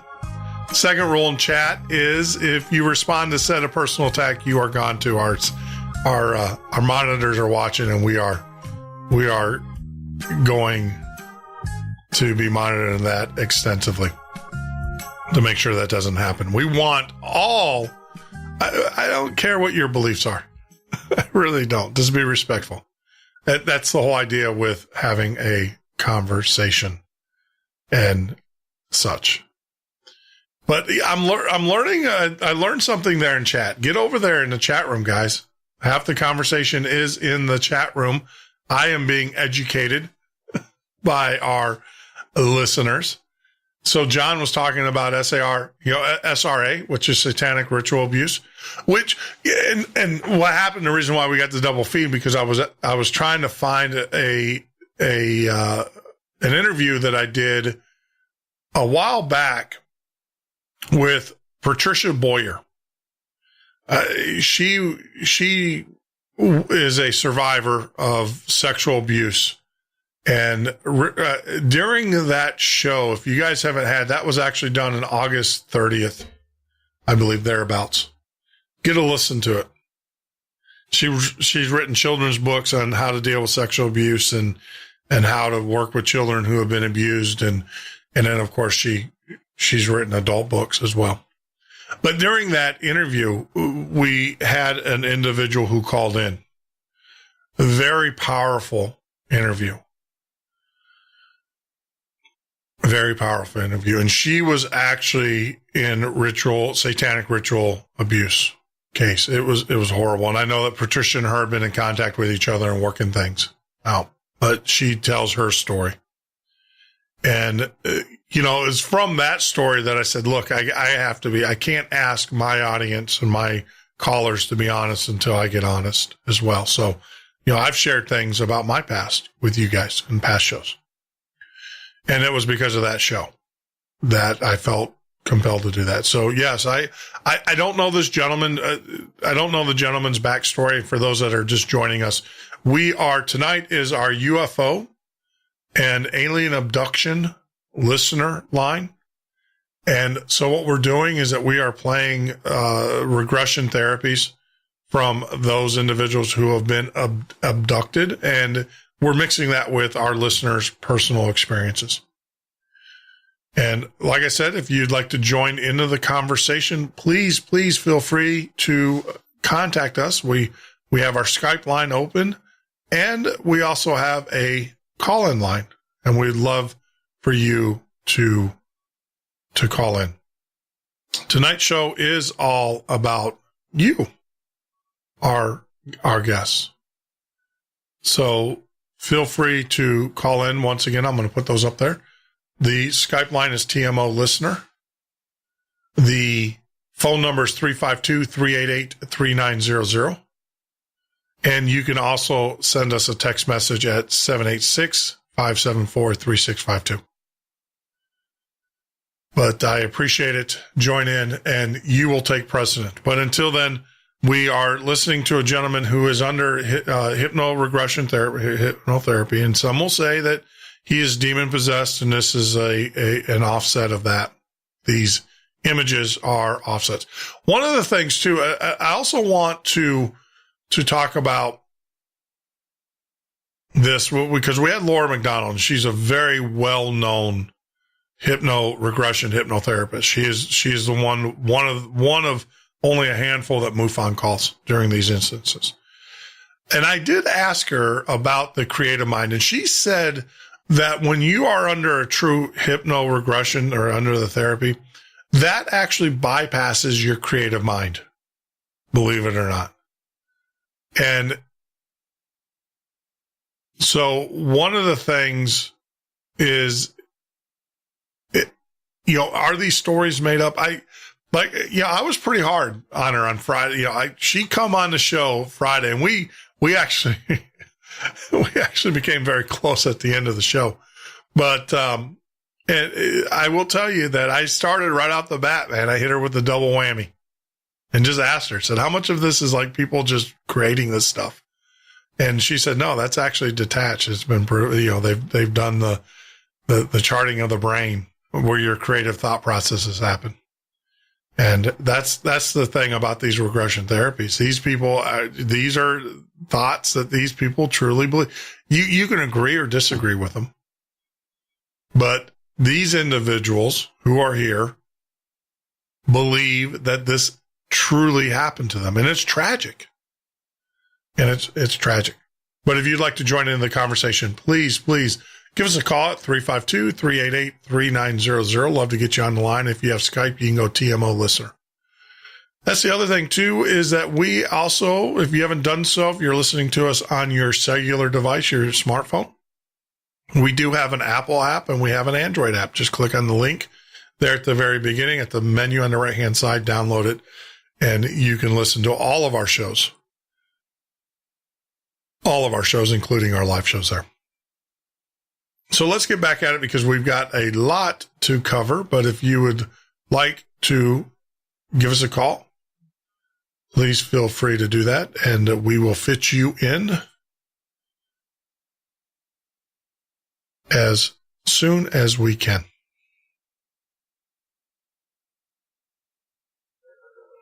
Okay, I want you to move now to the next most significant event associated with alien beings. Yes. Okay, moving there now, and you're there now.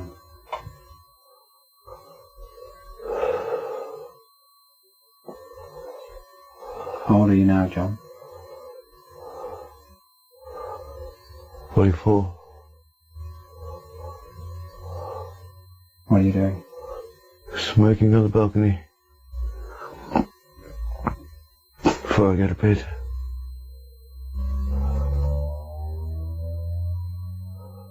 Looking over the Padmar Hills, 3 lights. Oh, there they are. They're here. They've come back. Ooh. Are you here? Alright. Alright. It's fine. What are they telling you, John?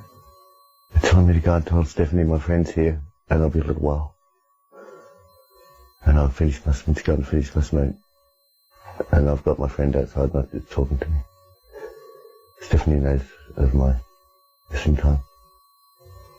What is the day?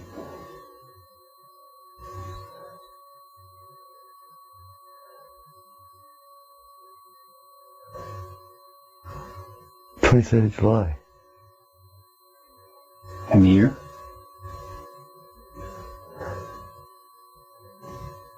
There's 7.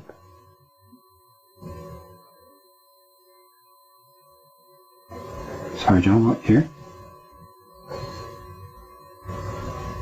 07. 07. Yes. Yeah, I'll come. He wants me to go with him for a little ride. Who's talking to you now, John? Yes. Who is the person? Armistice? Yes. And who is Armistice? It's my saviour. It's my guide. You called him your savior. Yes. In what way? He's the man I first met at 16. Feel him. Very nice. Beautiful person. Full of love. Your relationship with these people seems to have changed a lot, John, since you were 16. Yes. Yes. They've imparted a lot of information onto me and me back to them. I've helped on the grand scheme of things. And it's just about time for the unveiling. What is the unveiling, John? The genetic upgrade of the human being. Star children. The fight, the war. What fight? What war? The war for the control of humanity. It's what you call good and evil. There are more than one entity out there.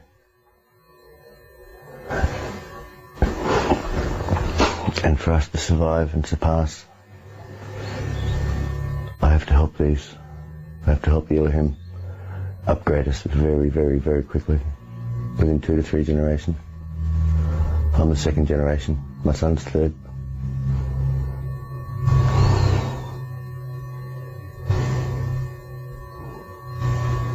Transfer of information. I'm not allowed to know it yet. Look at that.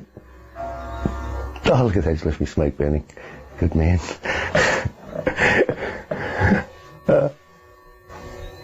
How many times gone by? The smoke's almost where I left it. Hey, darling. I'm back. Yeah. I wasn't lying. I just said me smoke. Yeah, he was there briefly. Oh. That's right.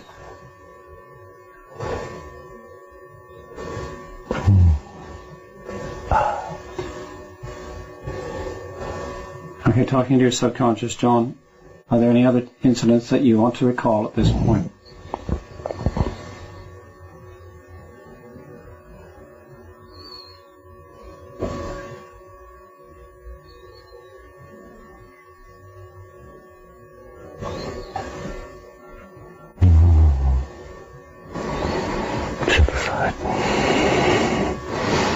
Just don't worry about it, darling.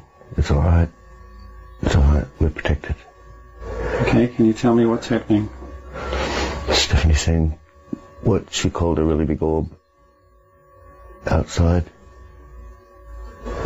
That's the other side's disc in flight, in cloak. You're saying is this an energy orb? Yes. How big is it? 200, 300 feet. Diameter, as big as the moon. What's the year? 2008. And the date?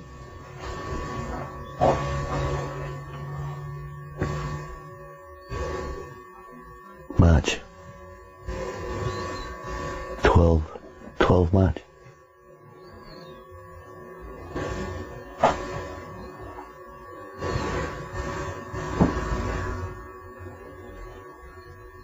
So what's this orb represent to you?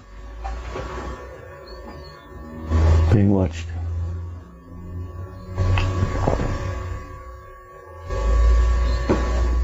Why was it important for Stephanie to see it? I was supposed to see it too. She called me, but I was too long. She saw it, but you didn't. Yes.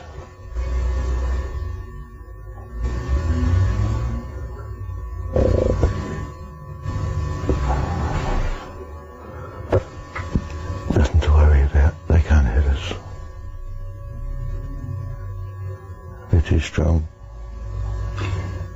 Who is they?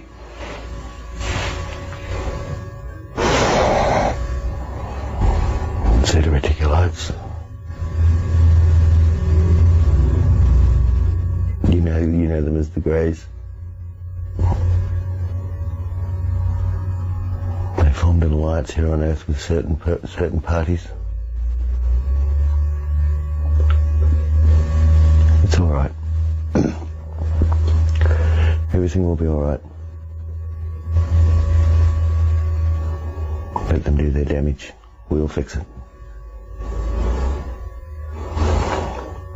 The new human will have power beyond anything we've ever known.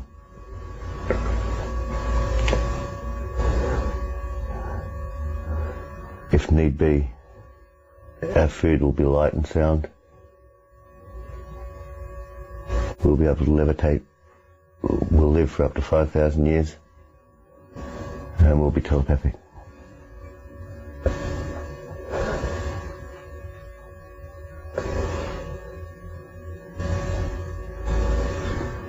When this kicks in, it will be quick. The time is near. What you once called angels and now call aliens are all real. We've been here for your whole lifetime. It's time for you to join the stars.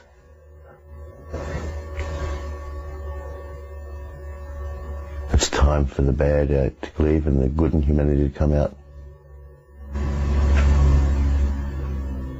It's time to rise.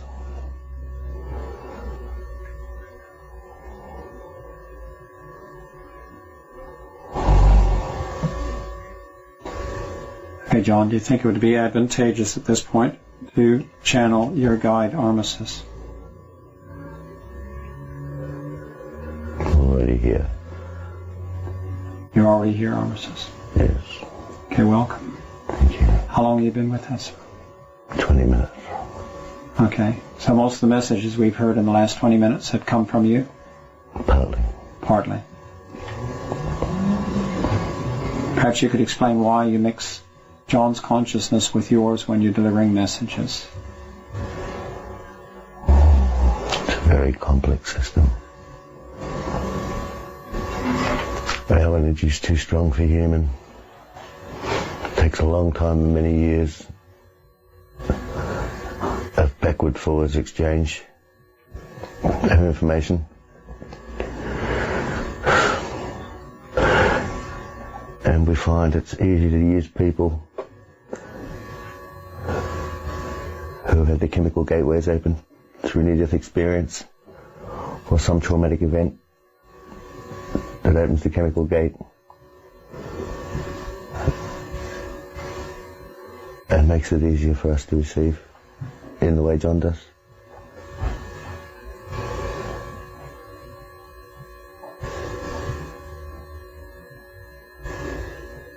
Is there any other general message you'd like to deliver at this point?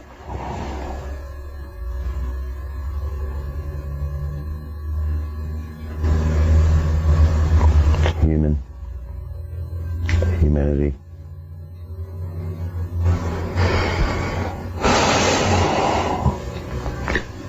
can accomplish far greater and are able to accomplish far greater than they give themselves credit for. They need to start thinking out of the box and let themselves be free.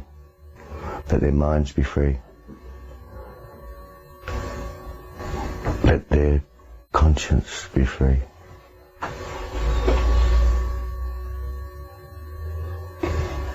Do you have any specific messages for our invited guests tonight that might lend some credibility? Some personal message for either Pete or Martin or Mark?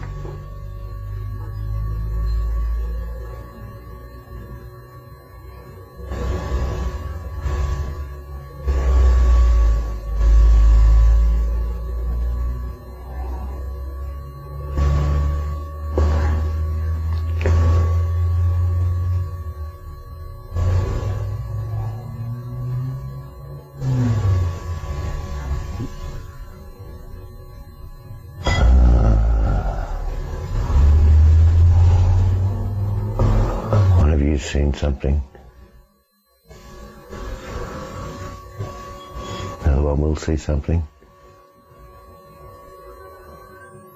Maybe us, and maybe them.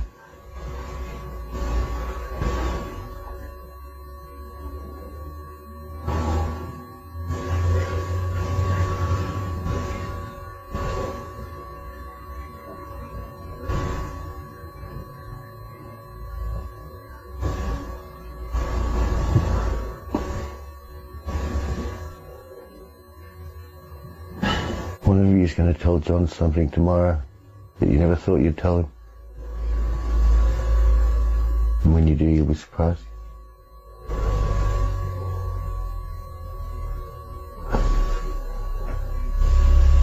There's nothing significant.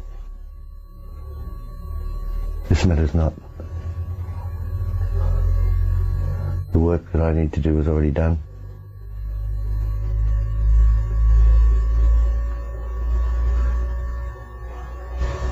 I'm doing this because I was asked.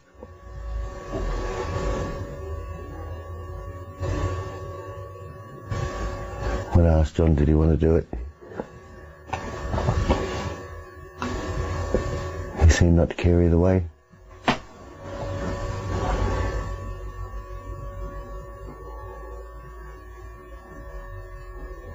But with his moral grounding,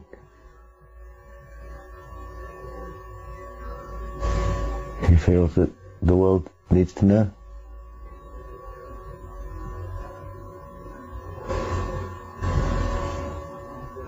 Well, we don't need you to know.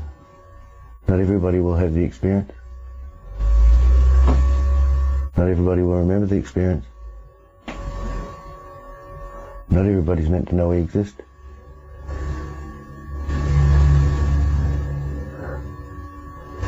Except for John's persistence.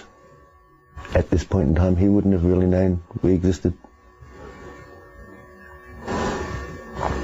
As I've said once before, he's a stubborn bugger.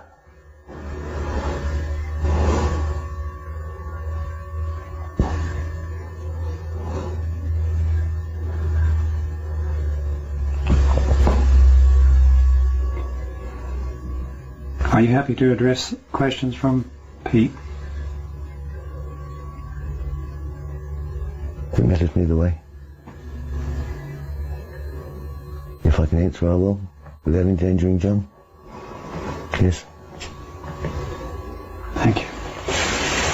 Bye.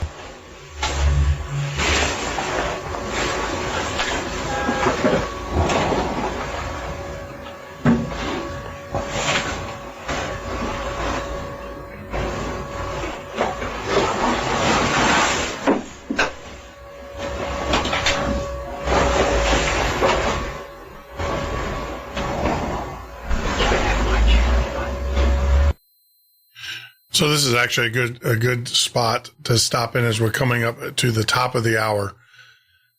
But this is the Midnight Ocean radio show and podcast. Tonight's show is a little bit unique for us, like those that are just joining us, kind of give you guys a little bit of background. Those that are, coming from the debate, from watching the debate tonight. What we are doing is that we're taking live calls on the air. Hence the numbers to your, or to the side there, to your right. About alien abductions and UFO experiences. So if you have an alien abduction or a UFO experience, or if you want to comment on what you are hearing tonight, please feel free to give us a shout. You can call us on Skype at TMO Listener, or you can give us a call at 352-388-3900. That's 352-388-3900. Or, of course, you can SMS text message us. That was provided by Live Ninja at 786-574-3652. And right now what we're doing is we're listening to a gentleman. His name's John. He is under hypnotic therapy, regression therapy. It scared me for a second, the music in my ears. And you are listening to that session live here on the Midnight Ocean radio show and podcast. And it looks like that they're going to be changing interviewers, I should say. John is still under, and there are going to be a series of questions coming. But this is the Midnight Ocean radio show and podcast. Join us here live every night from 10 p.m. to 2 a.m. Eastern Standard Time, or on the web at www.themidnightocean.com. More to come. This is the Midnight Ocean with Jeff Norton on the Paranormal State Radio Network.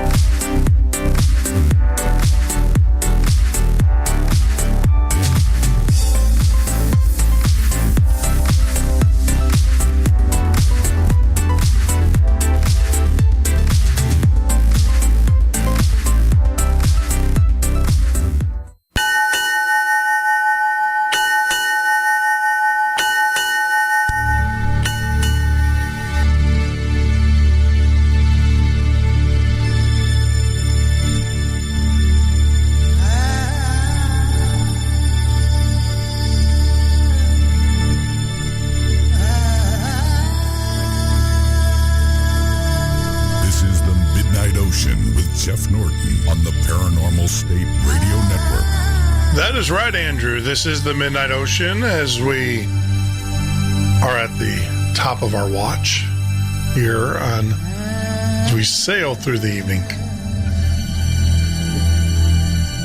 Wow, tonight's turning out to be a very entertaining show. I am learning a lot from the chat room there in YouTube. My southern kicked in as I get a little sleepy, a little tired. I had to take a little quick break and get myself some Tim Hortons coffee, the best coffee you can ever drink. You're within 500 miles of a Tim Hortons. I highly suggest that you take a little divergence, get up there, get yourself some dark roast and a Danish. And no, Tim Horton does not sponsor this show at all. They should. Maybe you guys should, my listeners. I've tried to contact them just to get permission to use their logo on the show off the cup. And they haven't responded. So maybe you guys ought to call their customer service and let them know about us. And make sure that you tell them so when they finally do contact us that it was because of you, because there will be a very special gift in the mailbox on its way to you for that. So I know a lot of you guys are joining us from the debate. I hope it was everything that you expected it to be. You know, I'm getting to the point now with these politics. If you ever remember the old Charlie Brown? Can I say Charlie Brown when they get a YouTube strike against me? Do they have like keyword search on that? The old Charlie Brown with a school teacher. Wah, wah, wah, wah, wah, wah, wah, wah, wah, wah, wah, wah, wah. That is how I feel about this whole political season. Right now, the only person I trust is me and my family. That's the only people that are responsible for me. Is me and my family. The rest of it is ancillary. And we shouldn't laugh, though. We are, the war drums are beaten. And with the United Nations, with the U.S. stepping away from the United Nations talks there over Syria and the ceasefire, and then we say, and of course, here we are saying, we'll take it to the next level. Well, what is that? Mr. President, the Congress and the people have already said they don't want to go to war with anybody over Syria. Let them work it out amongst themselves. Let the Saudis invade Syria if they want those pipelines so much. So enough of that. That's not the topic for the night. The topic for the night is UFO and aliens. I'm going to try to get you distracted from the world news a little bit tonight. And we are talking about your UFO and alien experience. If you have had a UFO or an alien experience and you would like to share it with us here live on the air, don't be bashful. We're not going to make fun of you. Audio only. It is audio only. You can Skype us at TMO Listener or give us a call at 352-388-3900. Love to hear from you on your UFO or alien experience.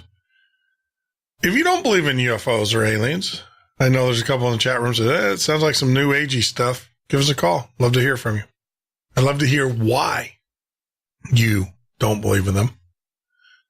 Maybe it might be entertaining. Now, one of the things, too, is we mentioned chat. I do see some new listeners coming in chat. We have two rules if you want to use our chat room. The first rule is no personal attacks, or you will be gone, and no responses to those personal attacks. I know that's the hardest thing that we can do is not respond to someone when they're attacking. I get it. You can respond, but do it on your page or do it on your thing. Don't respond on mine because we will boot you as well. That's it. That's all we really ask. It's very simple.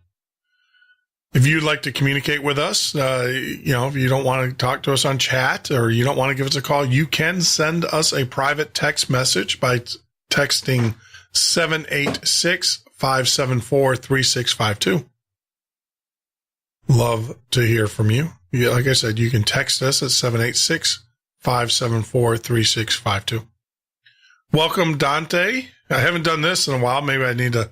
Sorry, and I don't mean to be rude, but welcome Dante to the show. Underground Possums, of course. You guys are, John, you've been outstanding in the chat room. Thank you for all of your great information. You guys in chat. I know that we had a few other people here. I want to say, Kim, welcome, Kim, to the chat. And I believe I just want to make sure we get you guys all the shout outs that we have to get out. So that is it. So feel free to participate in the chat. We've laid down the law so you can come here and regardless of what your beliefs are, what your past history are with other people and stuff, we're not going to put up with it. So you will feel safe. We will wrap you in safety. So we want you to be part of the show because the chat room is half of the show. I've always said that. The YouTube chat is always half of the show. And I appreciate you guys for coming over here and taking time out of your late night, early morning and spending it with us. So, let's get on. We still got about 30 more minutes and we are listening to a recorded hypno-regression therapy session with a gentleman. His name is John. And he has, give you guys a little bit of backstory. He obviously has multiple instances of abduction. And we are going through his regression therapy with his therapist. And now there's another individual that's going to be coming in, is going to be asking John some questions.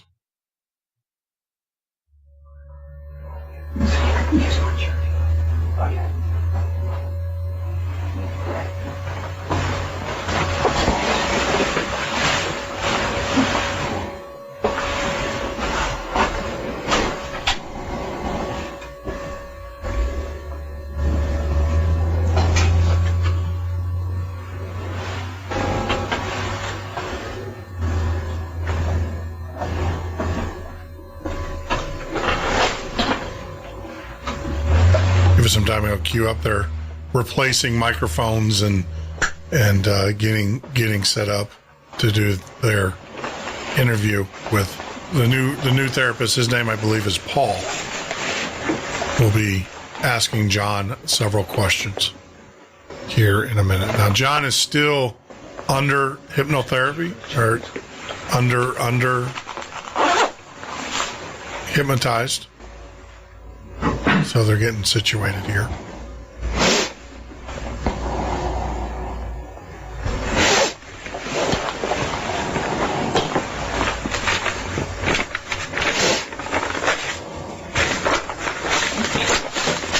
So it's like, come on, guys. I'm like you. Let's get to it. Should have had all this stuff ready to go. Is this Armistice? Yes. There we go. Is John safe?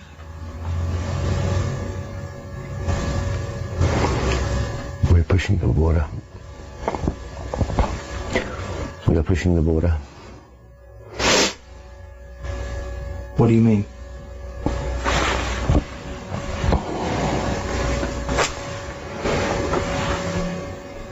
John is safe, as in from us. We'll protect him. Who is us?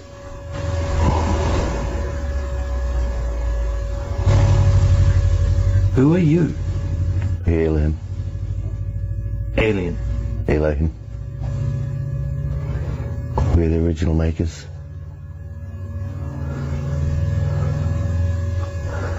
We're the maker of worlds. Make worlds with love. You made the people. Yes, you're our children. What do you look like?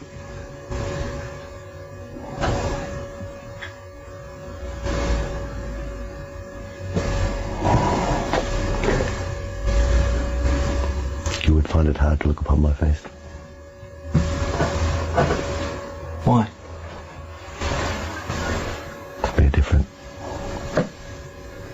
Pretty? Or not so pretty? We think we are, but you probably would think not. We made you in our image.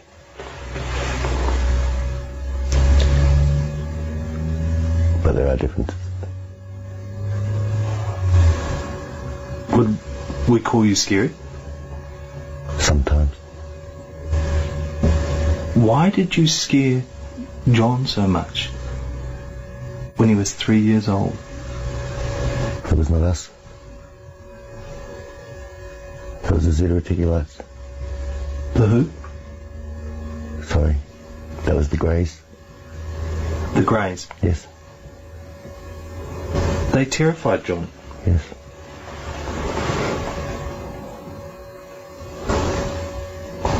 It's just genetic material. It means nothing. It's a lab rat. To them, he was a lab rat. They have no emotion. Are they bad? Yes. Very bad? Yes.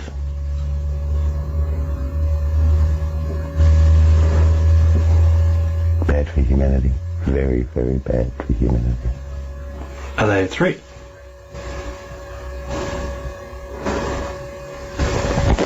They have been for a long time. Many kings have been suffering their influence.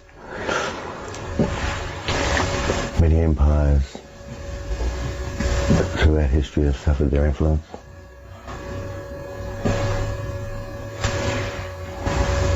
The world won't have to suffer their influence much longer. War will cease. Killing will cease. Were you there when John was 16? Yes. He was very scared then. Yes. You scared him. I was new. If I came to you now, would you not be scared?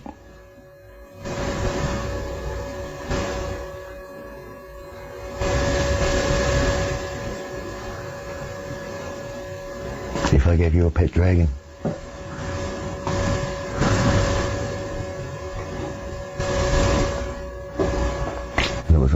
it was a pup, and you knew it was a pup, and you grew up with it, you wouldn't be scared with it.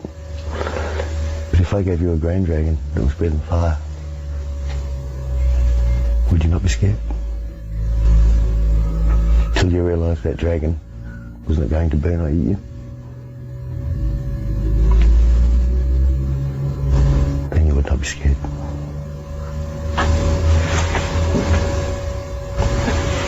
And so, aliens are real? Yes. UFOs are real? Yes. We also have alien replicated vehicles. Man has their hands on many gadgetry.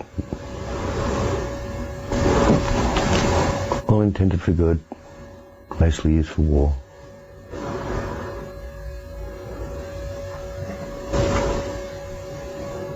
Do you know of the Etherians? Yes. Who are they? They are another race. They are another race that have given human one upgrade. Human have had 37 upgrades since their inception. They are now on their 38th. This is scientifically provable. Geneticists know this. Certain geneticists.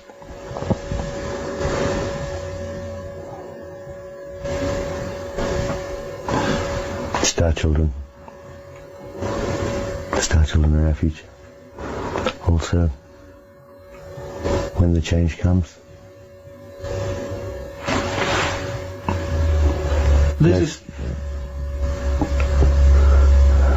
There are some people here yes, who worship the Etherians. yes, there are certain entities who feed the energy of emotion, of worship, of fear, love.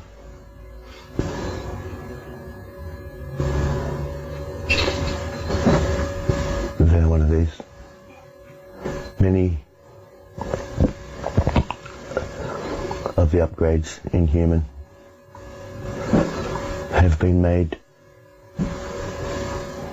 to make them worship or follow a certain path. Not necessarily good for their future. The human DNA, scientists say, has 97% junk DNA. Scientists that be know this is not to be true. They just don't know what they just don't want us to know. Don't want John to know.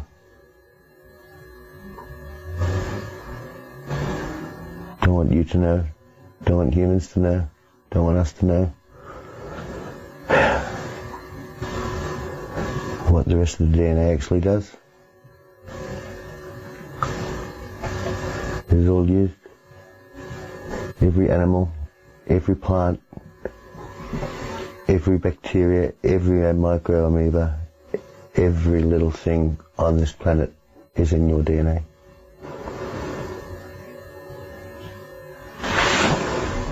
In one of your cells is the sum total of this earth. One person. In one person. Someone we spoke to. Yes. Said we were being farmed. Yes. For body parts. And said reticulates. True? Yes. Said reticulates need nourishment in the form of fluids.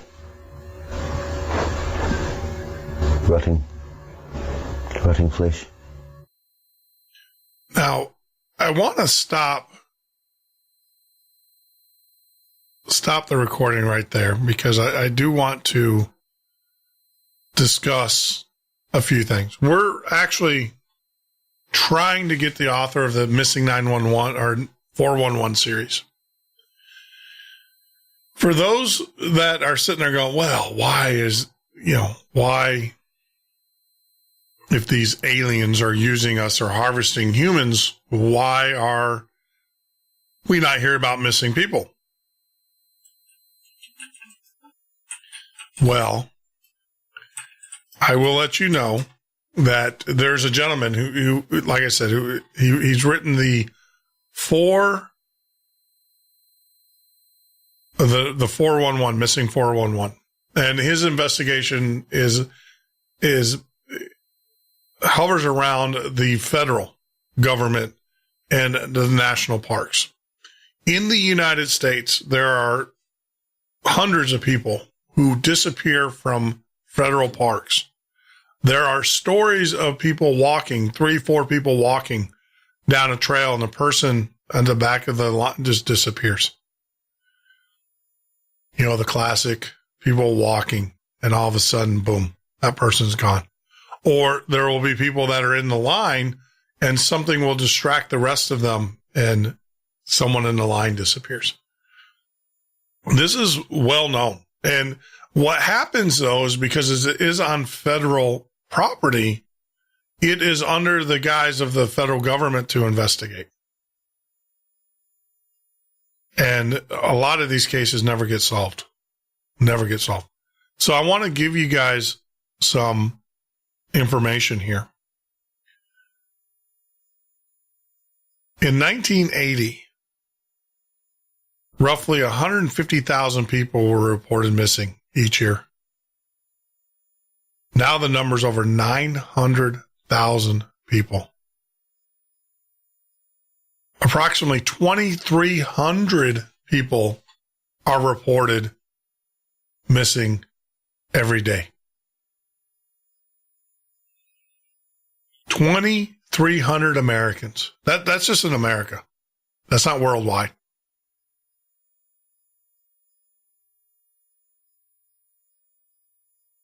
$2,300 people. These aren't people that are missing and then they say they're dead or their bodies are found later. These are missing. They can't find them. 2,300 Americans every day come up missing. Come up missing. I want to say this again. 2,300 Americans come up missing. So when I hear stories from now granted, I will give, let's parse this out. Poof, gone, as the underground resistance says. No, we're good. I will give some of these are satanic ritual. People disappearing because they're being sacrificed for satanic rituals. I don't know what percentage, but I'll give you that. Some of them are being led into childhood slavery and prostitution. We have that. But there's a majority, or not a majority, but a certain segment of them who could possibly being harvested for food parts. Linda Moulton Howe, that's why we're trying to get her on the show. If you have not looked into the cattle mutilations, I will tell you, the research is clear. There is cattle being mutilated and body parts being cut off on these animals with precision, high precision. And we're not talking with laser knife or with knives and scalpels. These cattle are being cut up with surgical lasers or things like that, laser precision. Now, I don't know about you, but I don't carry lasers around with me. I've always wanted laser, sharks with laser beams on their heads. That would be cool. Sandy tells me I can't put those in the pool. But, so these surgical operations that are happening out in the fields are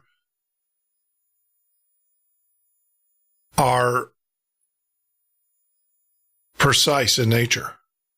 And the amount of energy that it takes. So think about this too. So in order to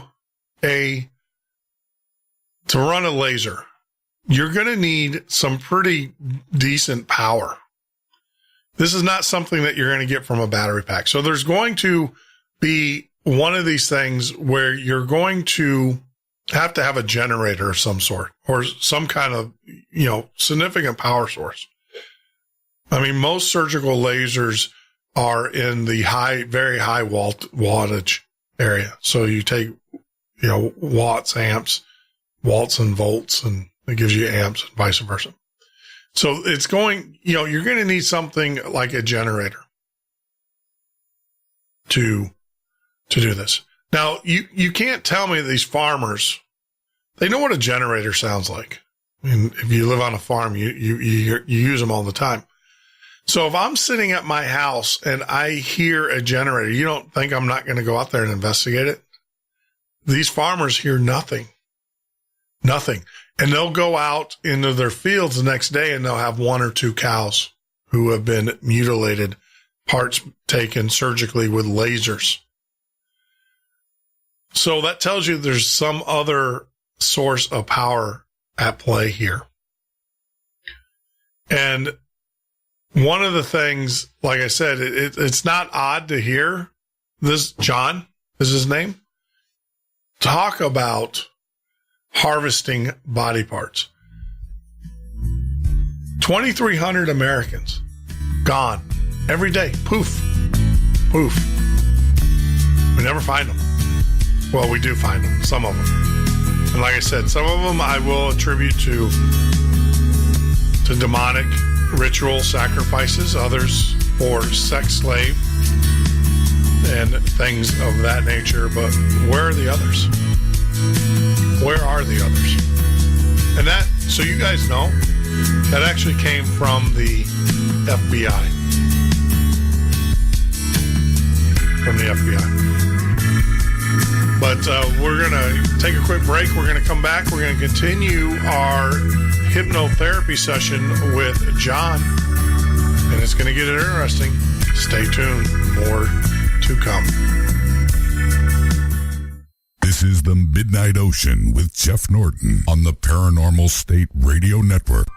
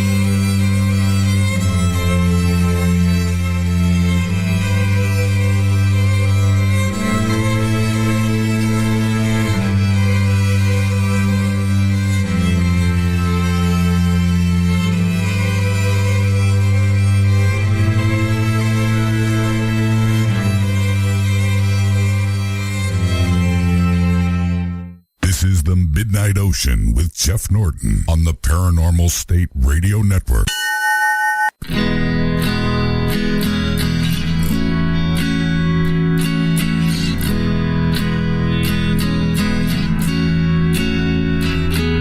That is right, Andrew. This is the Midnight Ocean Radio Show and podcast. I am your host, Jeff Norton.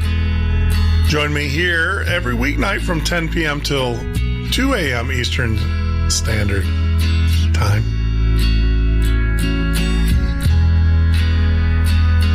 I enjoy all of the comments in the chat room. Need a foghorn for Jeff? Yeah, underground. Yeah, we have the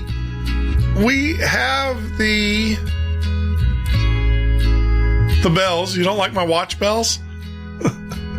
Those actually have nautical significance. But yeah, you're right. Maybe what we can do is Art Bell used to have that clap of thunder that he used to play between segments. Maybe we can do it like a foghorn. I was thinking a cannon, but it sounds too much like a clap of thunder. So I appreciate you guys there in the chat room. I see you guys are actually using it for what it was intended, and thank you very much for obeying the rules. For those that are new to the show, we only have 2 rules in the chat room, and we do enforce them. Number 1, no personal attacks. No personal attacks. So you're gone. And the second thing is no responses to personal attacks.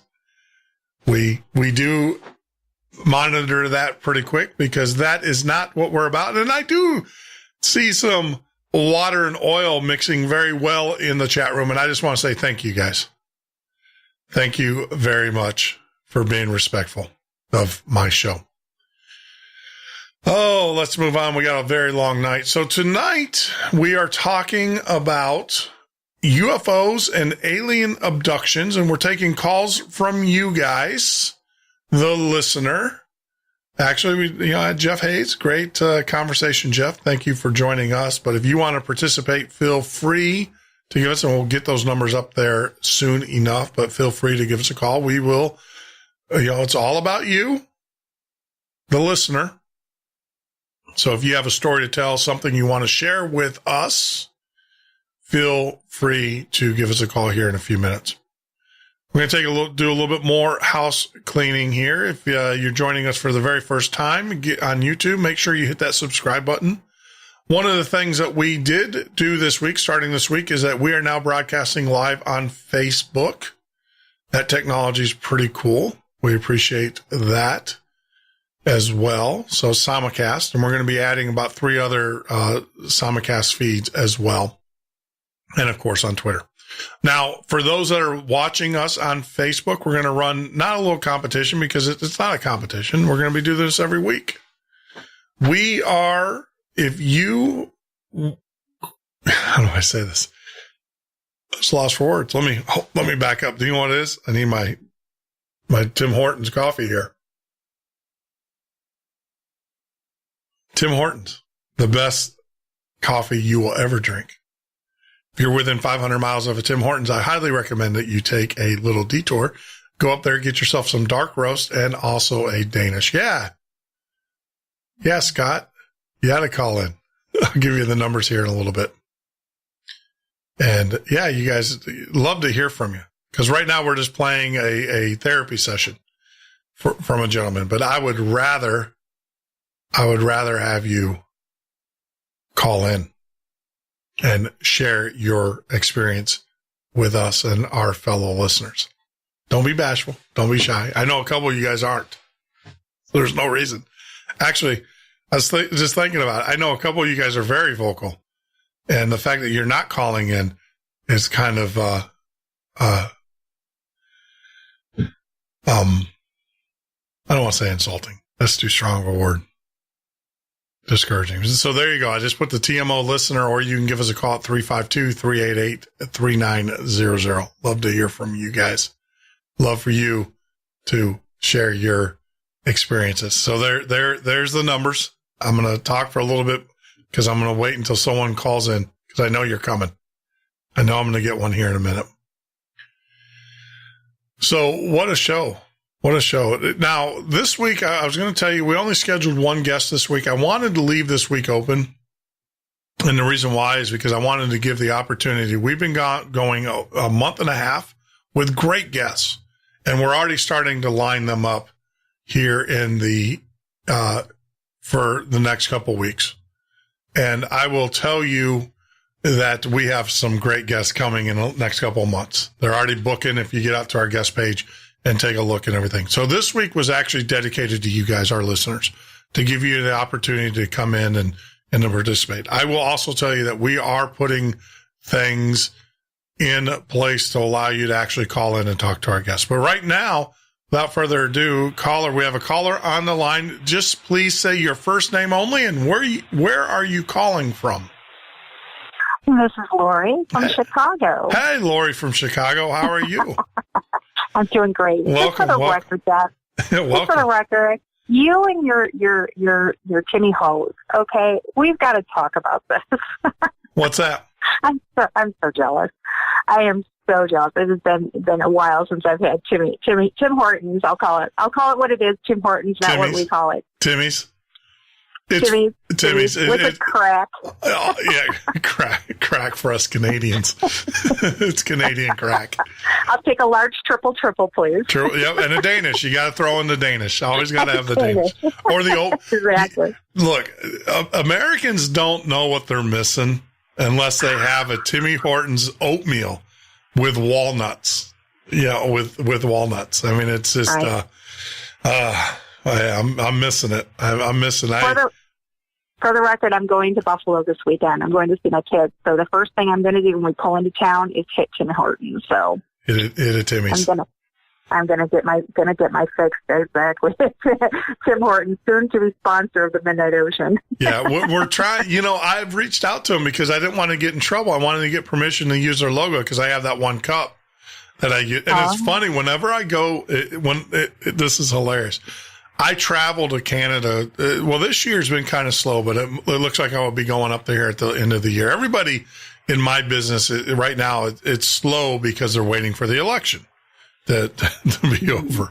And so I have. Aren't we all? Yeah, we all are. But I have a couple customers in Canada, and they've already said that they want me to come up here at the end of the year, which around Christmas, Thanksgiving time.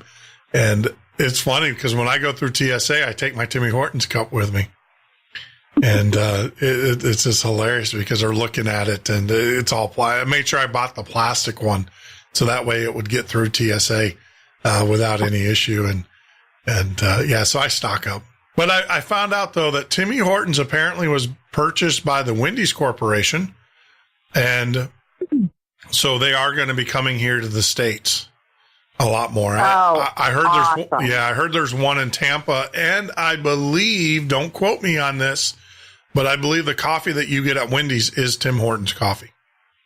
Don't quote me on it, but I had some the other day. I had to go pick up a sandwich. Sandy likes her spicy chicken, and I was a little sleepy, and I said, give me, and I had the dark roast, and I was like, wait a minute, this vaguely tastes very familiar.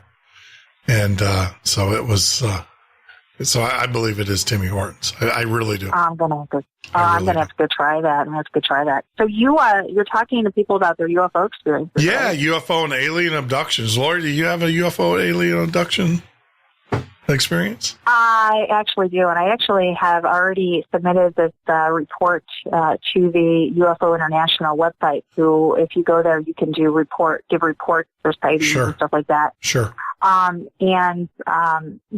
is I don't remember the year. I just remember kind of how old I was. I grew up. For everybody who knows me, I grew up outside of Niagara Falls, Buffalo area. But my grandparents, who raised me, lived outside, just a few miles from the Niagara Falls Air Force Base. Mm-hmm. And this was during the late 60s, early 70s, when there was still the missiles in the silos in that area.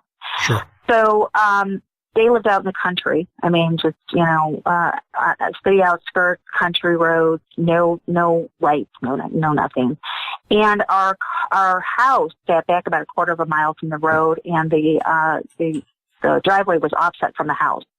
So when you turned up the driveway, we had a huge plate glass window in the front on the living room. But when you pulled in the driveway, the lights only hit the house just for a moment, and then it turned because it was offset, and so then you didn't see the lights anymore. And it was just this big, huge field in the front of the house. So I mean, there was no way you could get a vehicle in that area to face it toward the glass. And so the first story I have was it was about Well, we'd had reports in that area, a lot of reports of strange light. My grandfather was a truck driver. So my grandmother would have to bundle me up at like 2, 3 o'clock in the morning to go pick him up on several occasions. And I can remember this one night, it was wintertime. And I remember, getting out of bed. It had been like 3 o'clock in the morning. It was cold. And my grandmother just bundled me up in my jacket and put my boots on and wrapped a blanket around me and took me out to the car. And we got in the car and we started driving. And a light came over the car. And as the light came over the car died. And she kept trying to get it started, and it wouldn't start, and the light just stayed there. And I wasn't really afraid because I didn't really know what it is. My grandmother was very afraid. I can remember that. And growing up, after that experience, my grandmother used to say, oh, that happened to me. It used to happen quite often, more often than not, when she would go and pick up my grandfather. The second experience I had was, like I said, the driveway was offset, so there was no reason for the lights to be in the front. It was probably, I don't know, I would say a little bit past dusk, because the lights were on in the kitchen. My grandmother I believe she was in cooking in the kitchen, and I was playing, and the house is really small. And I was playing like in the front room there. And my grandfather came running in the side door of the house into the kitchen, and he told my grandmother, he says, get her quick. My grandmother snatched me up, and we went underneath the table in the kitchen, in the kitchen. And I can remember a light shining in the front window, and it was a constant light.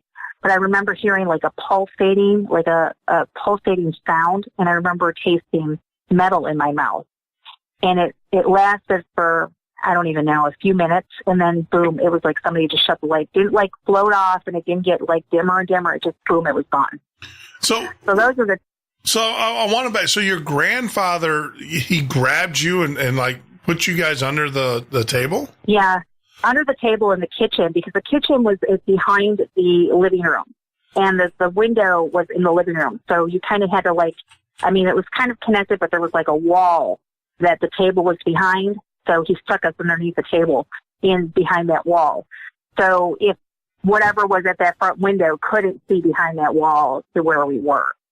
So, yeah, it was pretty scary. It was pretty scary. And it's not the first time. My cousin, between the houses, my grandparents' house and then my aunt's house was probably maybe a sixth of a mile, eighth of a mile distance. And she used to be scared to run across that field because she always would say that, the lights were going to get me. Yeah. So it was in this area. There was quite a bit of activity. And I've done a lot of research since, getting older, and I found that it was because of the silos. They used to keep an eye on the silos in the area there. Yeah. Well, it was funny because before the show, and I know you were doing your show, so you didn't listen in the beginning, but there was a lady that submitted a story there at the Finger Lakes, the Finger Lakes region, which is, not too far away from where you're at. And then, of course, we had Linda Zimmerman on, who is an investigator, and she wrote, extensively on the Hudson Valley UFOs as well. And I think the Hudson Valley Light, isn't it the Hudson Valley? Maybe it's the Hudson Valley Lights I'm thinking of. Yeah. That they actually, people have reported going into different dimensions in that area. Yep. Linda, it was a great show. She was one of our early guests on, Linda Zimmerman. Wow.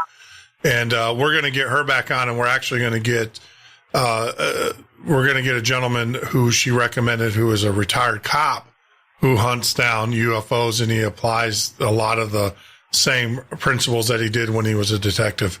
And so we're going to have him on the air here soon as well. So that's going to be cool. But it is kind of strange that, well, it's not strange. All of that whole area, I'm getting a lot of viewers and listeners who were saying, yeah, in Hudson Valley, that's very typical. Yeah, there's a definite hot spot up in that area. There's definite hot spots. And like I said, this was back in the 60s, early 70s. I was very small. I was very young. Yeah. 4-ish, 5-ish.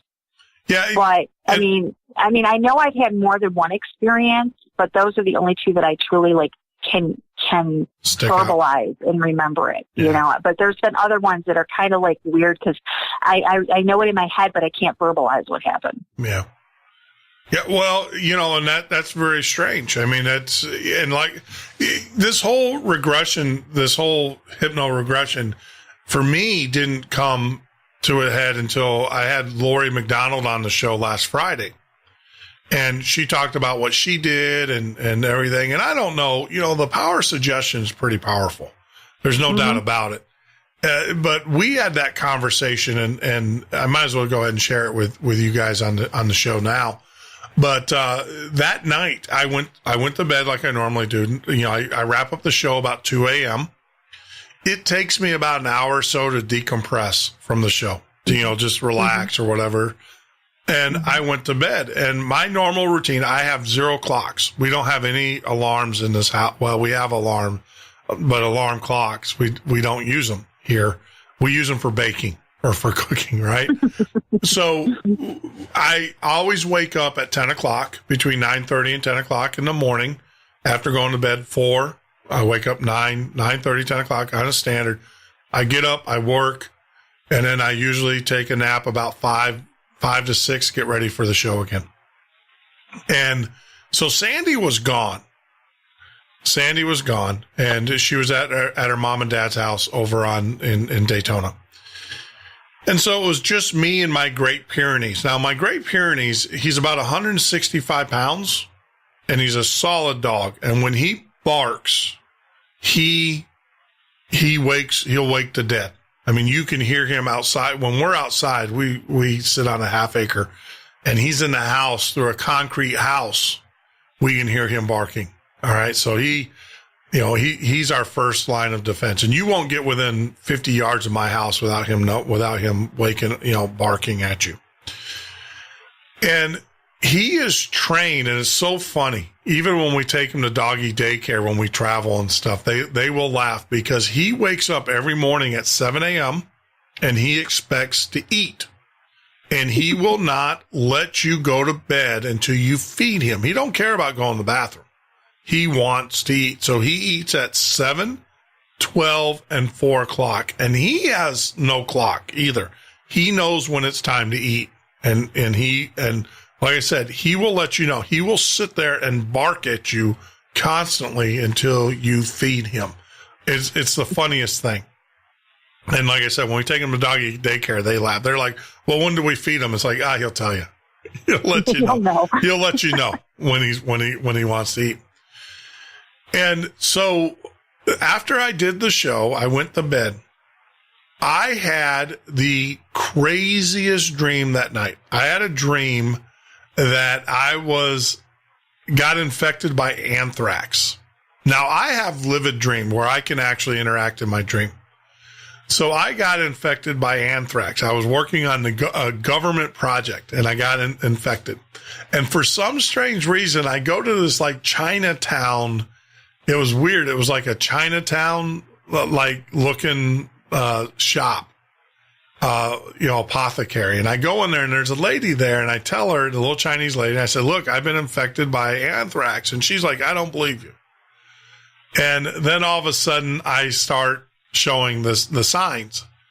And so she takes me in the back and she calls a number, and these government people show up and throw me in one of those white bags that you can see through, right? And then that's all I remember of the dream. So it was crazy. Yeah, John, I did too. When I was working with the 5th CST, I had the anthrax injections as well. I had them all. And actually, you know what was crazy? Well, I'm glad, John, you brought that up, because I'll bring it up at the end of the story. So what happened is that I had this dream. Well, the crazy part is I woke up at 2 p.m. in the afternoon. Not my regular 9:30, 10 o'clock like I do every day. Every day I'm up 9:30, 10 o'clock. I woke up at 2 o'clock in the afternoon. The crazy thing is I had to go get Buddy. That's the name of our dog. I had to go get Buddy because he was asleep as well. Wow. So I immediately I immediately contacted Laura and I said, this is the craziest thing that I've ever experienced in my whole entire life. And she was like, well, you know what it is. And I'm like, I don't want to hear that.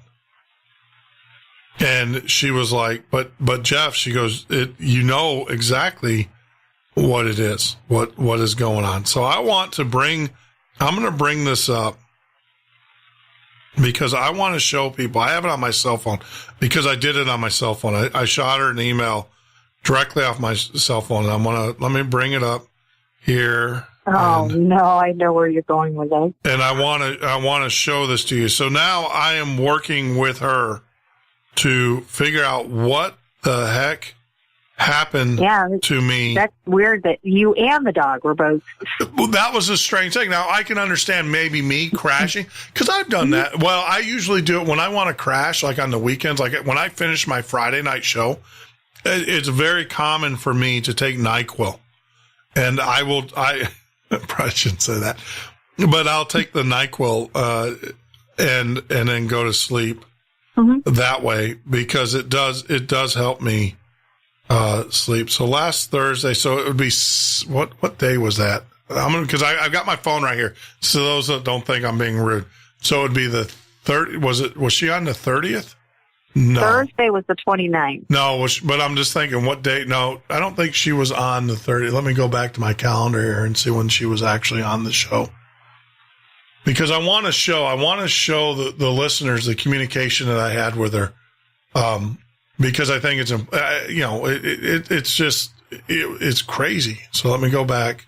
She was on the show the 27th. So it was the 27th. Wait, no, that doesn't seem right. Let me see, because I've got the email here. I'm looking. I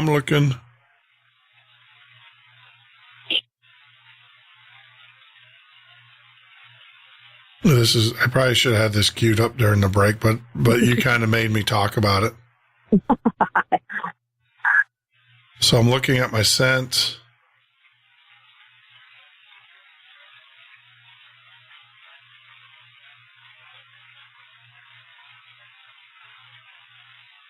Here it is. Now I'm going to block out. This is on my cell phone. So this is actually the 24th. I sent this at 2:40 p.m. This is the time that I woke up. Now I'm going to put it up there. I don't know if you guys can. There it is. It's on. I just shot it right there to the YouTube camera. Doesn't have her personal information, so I'm not too worried about. So there's my correspondence to her documenting. Okay. Can you guys read it out there? Can you? No. You can't? All right. So I'll just read it to you. It says, Lori, last night was really good. It sounded like we had to, Sandy's like, what were you guys doing? I can, basically because Sandy was out of town. So it says, I said, last night was really good. I enjoyed it and learned a lot. I had an experience after the show. I fell asleep and had a dream that I was infected with anthrax and was carried off by the CDC to a lab in a white bag and such. The strange thing is that we have a Great Pyrenees that expects to be fed every morning at 7 a.m. on the dot. And if you don't get up, he will wake you up by barking. The strange thing is I did not wake up until 2 p.m. and had to go and wake him up. I'm telling you this because I want it recorded that this has never happened to me before. And that was the email that I sent her the next day. And of course, she's been responding back to me as well. So and I know the power of suggestion, right? I know the power of suggestion.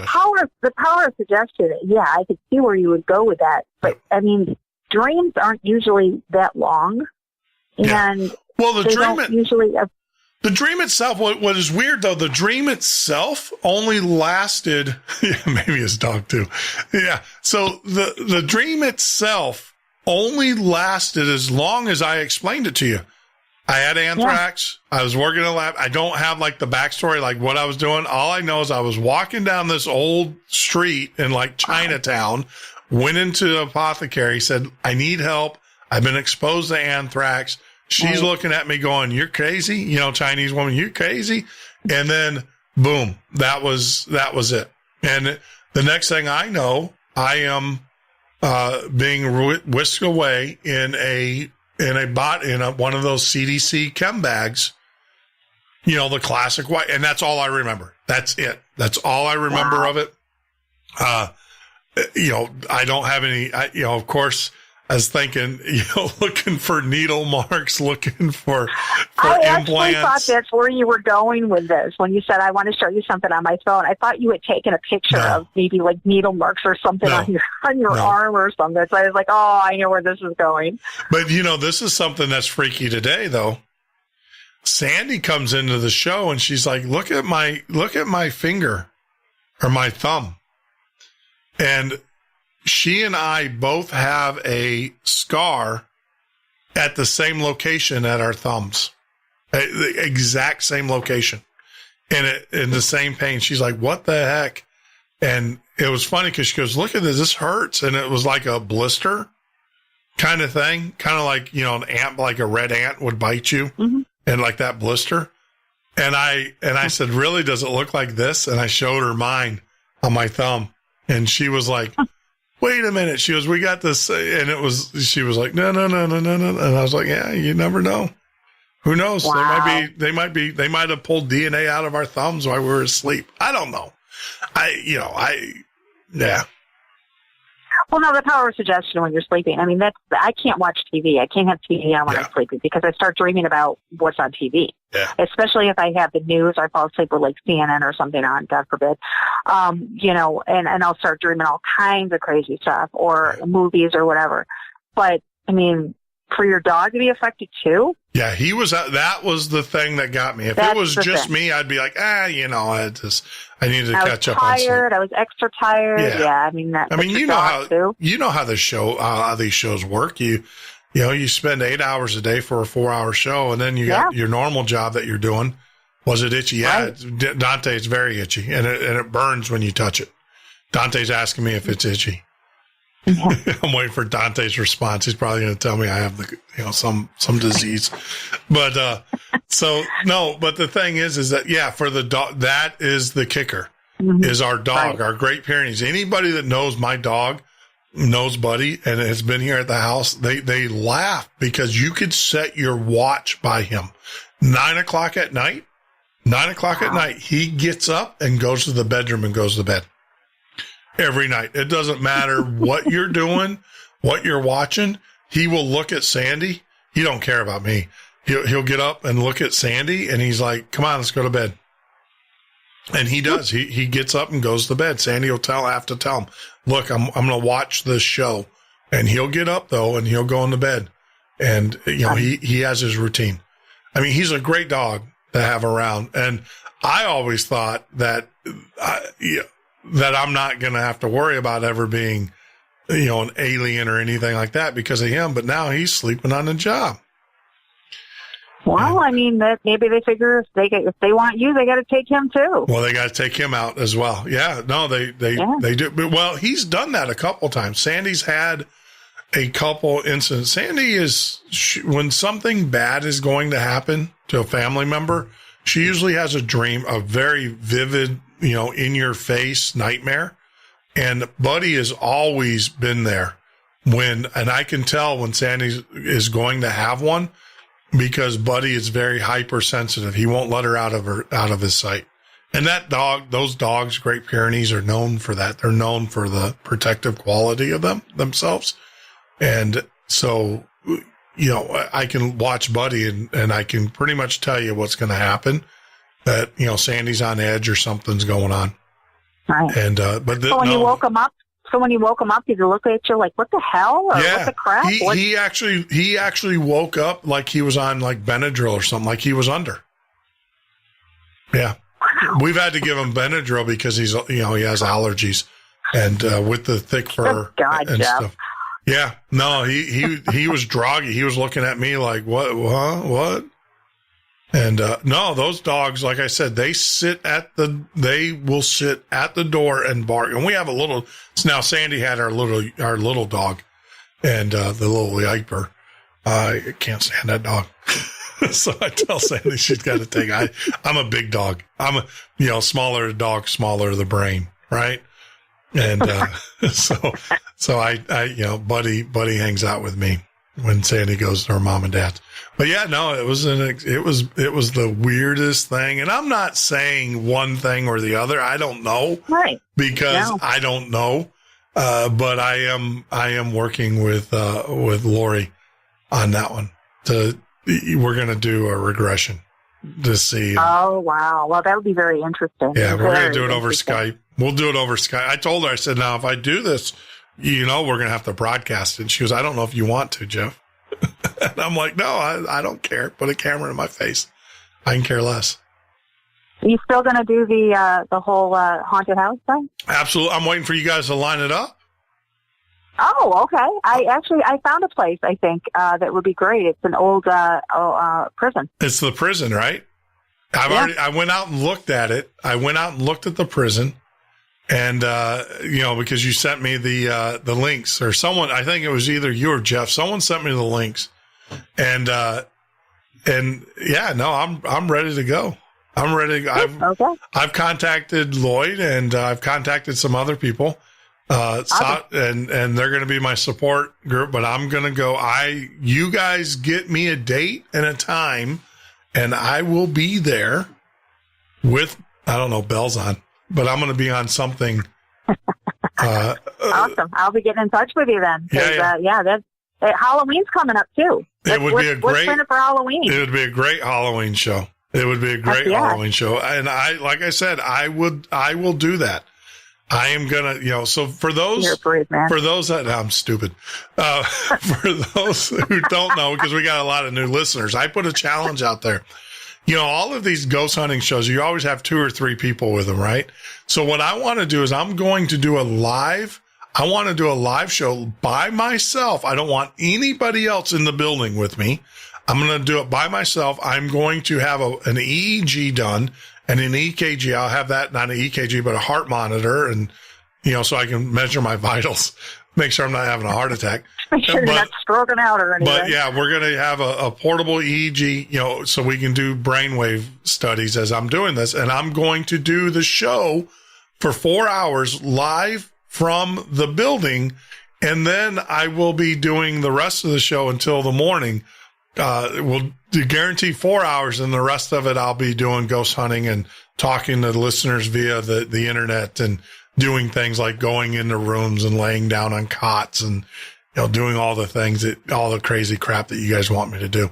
I'm going to do it. I'm definitely going to do it. And I am working with. I have reached out to the University of Florida University. I get this right in Florida. I get in trouble.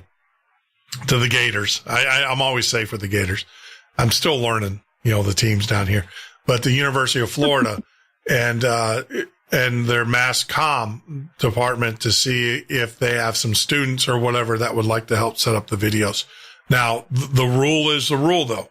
There can be no one else in the building except me. If there's going to be other people in the building, I don't want to do it, because I feel that will hamper. And the other thing too is the integrity of the research. You don't know what those other people are doing. Mm-hmm. That could be messing you up. So I want to get it done. So yeah, who knows? And then I probably need to go sit in a tent somewhere in Sedona and wait for the aliens to come and pick me up. Yeah, Sedona's another hot spot. Yeah. When I lived out in Phoenix, I used to go to Sedona a lot. And I mean, it's not just that they have this stuff sightings there, but I mean, it's actually part of their culture. Yes. Oh yeah. You might say. Yeah. I have an uncle that lives out in that area. And I mean, when you were out in Sedona, I have to ask you, what is the one thing that kind of struck you about Sedona? What was the one thing that set you up? I'll tell you what I experienced, but when I was there, it was clear as day for me. Clear as day. Yeah. I would say it would have to be the peacefulness. There was like a stillness. There was like it was kind of like an eerie silence. Yeah. See, for me, it was like a vibration. Like the ground was always vibrating, like there was a hum, like a. There was the hum, but I mean, it was almost like I don't know. It was like okay. Let's kind of. It's like you take a glass and you put it over on its, turn it over and you put it down. It's kind of like that kind of feeling to me. Yeah. It kind of felt like I was in like a bubble. Yeah. No, I'm with you. I experienced that as well. I mean, I experienced it, like I said, the hum. It was weird. It was one of the strangest things I've ever experienced in my life. There's supposedly an underground base in Sedona too that it's disguised as a yes. I think it's like a spa or a sauna or something, but it's got like, I don't know, 10, 15 different flags out front of it. Yep. It's kind of a weird place. I'm gonna have Brad Olson. I'm gonna interview Brad this weekend, and he's coming back on the show. We're doing a series of interviews for down the road, and that's what we're gonna be talking about is underground bases. Nice. Yeah, it's gonna be a whole series. I have Brad Olson coming. I have Brooks Agnew, which he does the underground bases in the Hollow Earth. He led that expedition. And so we're doing it's kind of like a series of interviews, and we're going to release that at a later date. But yeah, so Brad will be on cool. it. Yeah. Yep. Absolutely. So, wow. Thanks for sharing your experience. And well, thank you. I'm going to get off here and let somebody else, come on guys. There's 11 people watching. Let's 11 people watching. Let's challenge at least one or two of you in the chat room to call in. Yeah, call in. I know John's been giving some great words, and by the way, look, for you calling in, I will reach out to you. You will get a limited edition Midnight Ocean coffee mug. We finally have them. Yeah. So anybody that participates in tonight's show by calling in and telling their experience, don't think I'm not going to give you some, but I'll reach out to you, get your address and off the air, of course. And we'll get that sent over to you. But you guys get a limited edition Midnight Ocean coffee mug. We just got them made up, and they are on their way. So we will be shipping them out to you. But take care of yourself. Thanks for calling. And I'm going to drink my Timmy Hortons coffee in it. That's right. Take a picture of it. There you go. Take a picture of it. I will. Take care, Jeff. Take care. Bye now. Bye. So there you go. Another person with another experience. It's not uncommon. Feel free. We got people in the chat room. Give us a call at 352-388-3900. That's area code 352-388-3900. Or you can do TMO Listener on your Skype. And of course, you can always SMS us at 786-574-3652. Love to hear from you. Love to hear your story as we roll on into the evening. Let me know if you guys are going to call in. Anybody of you guys in chat, say, look, hold the phones. I'm calling in, because we will hold the phones for you. But if we don't hear from you here in a few minutes, we're going to continue on with this regression therapy session with John.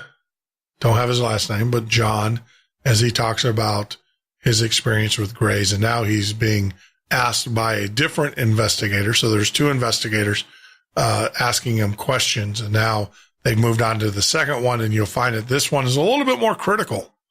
Give you a little bit of the backstory. He's a little bit more critical. John wants to know a little bit more in details, not letting them just kind of get off with, hey, how is this or how is that? He's actually asking him particular or specific questions.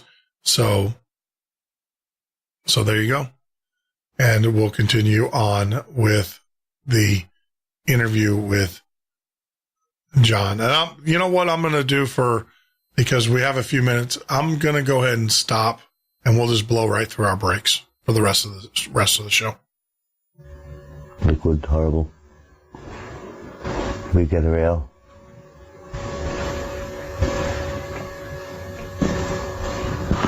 Food we ingest, plus we use light and sound.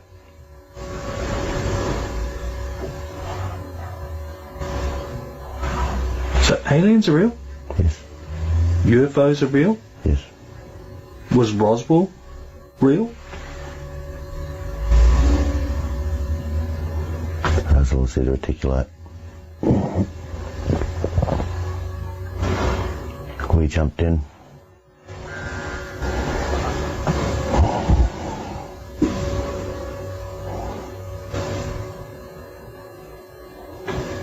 You jumped in? Yes. Our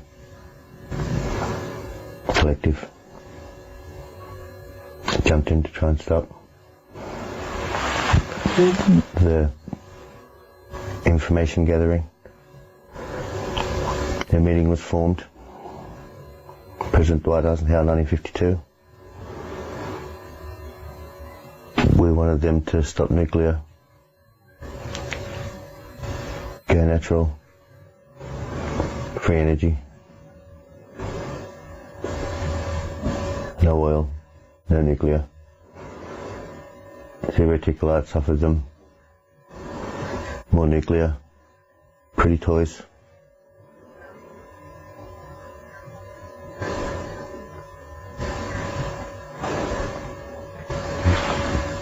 They've been trying to shoot us out the skies ever since. Armistice, I have to tell you, Yes. I'm a skeptic. Yes. I don't believe. It matters not whether you believe, whether you not believe. You don't care? No. Can you prove to me that you are real? How can you prove to me you're real?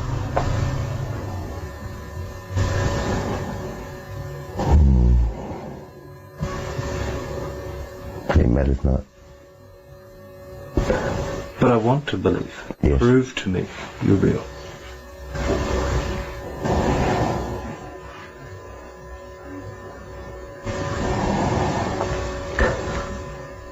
John wanted us to show up for his partner.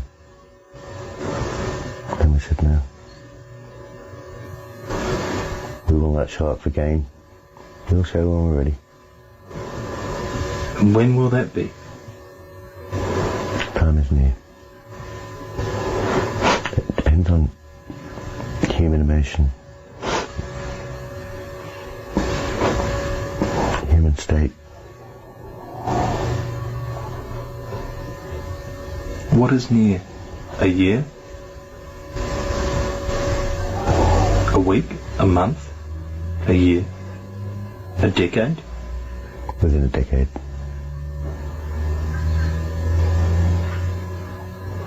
Within a decade. Unless our hand is forced. And if you were there when John was 16, Yes. how old are you?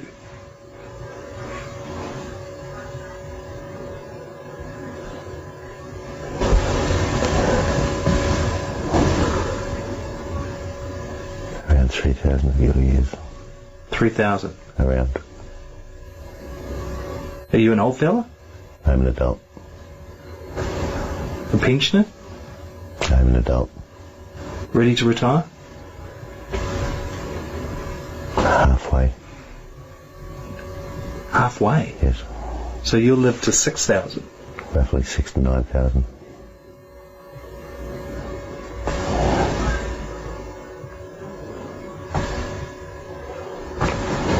The first ones we left on this earth when we said it lived because of the Earth's atmosphere and because of the transference of energy, roughly about 6,000 years. So we're living, basically living gods. But they were not gods. They ruled with love. They didn't rule, but they guided with love. Modern day person would call it ruling. Did they have anything to do with the pyramids? The pyramids are far older than the scientists, modern scientists say they are. They know this. They know how old they are. They just don't want you and I to know. Speaking through John. You and I? Yes. You mean you and John. I need to speak through John. And when I get on the subject that John knows about, I let him take over with my guidance. And when I let him take over, he uses himself.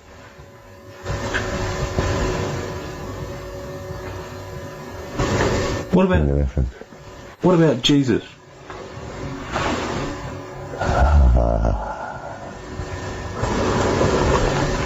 Read the Talmud of Emmanuel.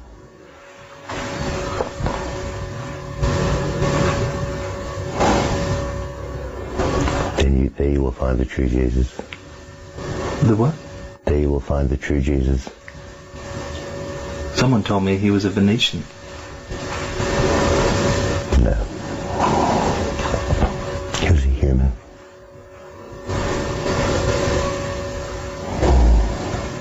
$3,000 years old. That's a long time, fella. Yes. Are you a good-looking bloke? I'm average. Average. For me, yes. It matters not. Looks matter not. Are you married? Yes. Kids? Yes. Proud of them? Most. Most. Yes. How many have you got? 6. Do they come to Earth? They are with us. We cherish our children. We die for our children.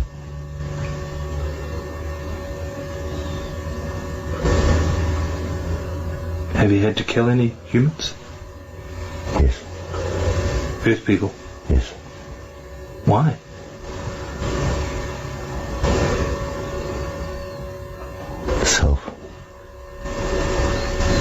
Self-sanctity. Self-sanctity? They drew first.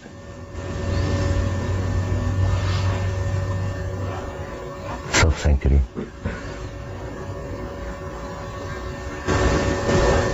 Them or us.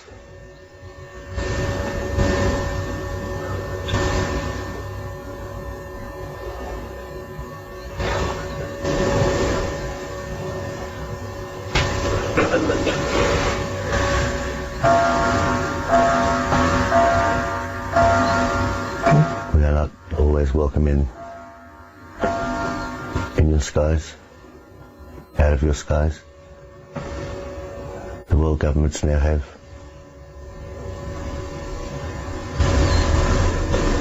toys that can hurt us, but very rarely do. But we can be hurt by them, thanks to the Zeta Reticulates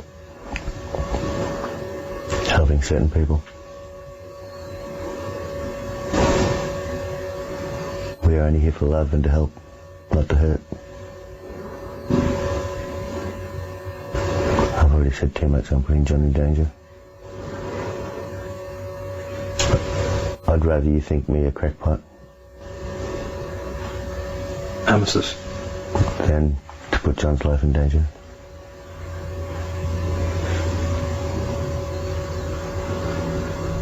It matters not.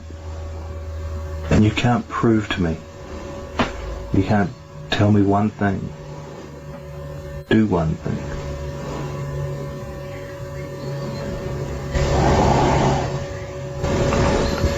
It's hard through, John. I am very restricted. So it matters not. I do what I can do.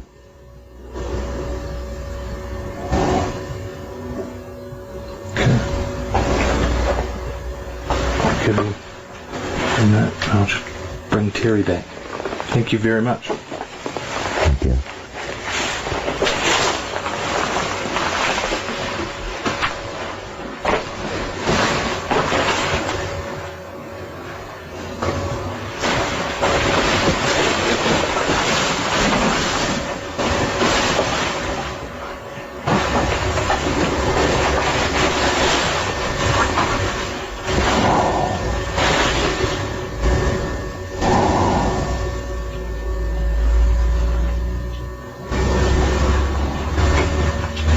Thank you for answering those questions, Armistice. Before I bring John back, is there any suggestions that you want me to give to John, his subconscious, that will help him in any way, health, well-being?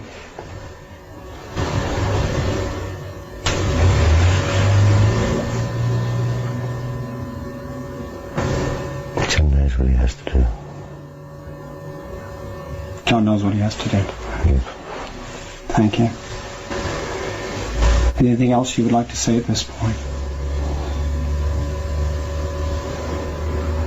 It matters not whether people believe or not believe. It matters not that we're at war. It matters not that humanity is the prize. All that matters is that it keeps going. And it keeps evolving. And it keeps learning to love. And it keeps loving to learn.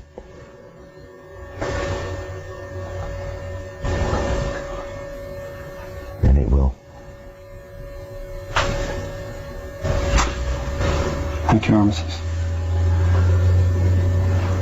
Okay, in a moment, I'm just going to count from 1 to 5, and on the count of 5, and not before, John will return back to his normal consciousness.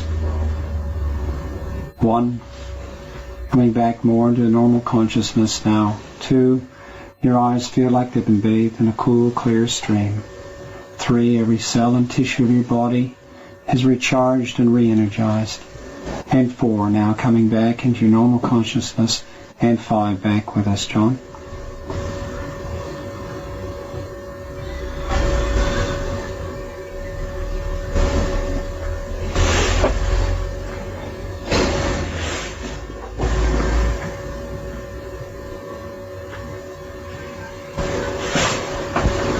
Help. Help.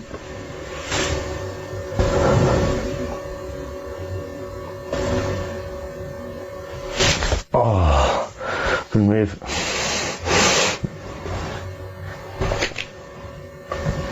Oh, I was locked.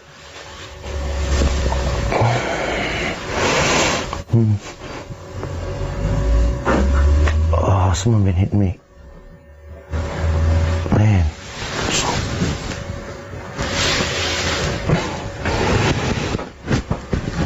Oh, I definitely been crying. Jesus Christ. Oh, I feel like I've been hit with a sledgehammer.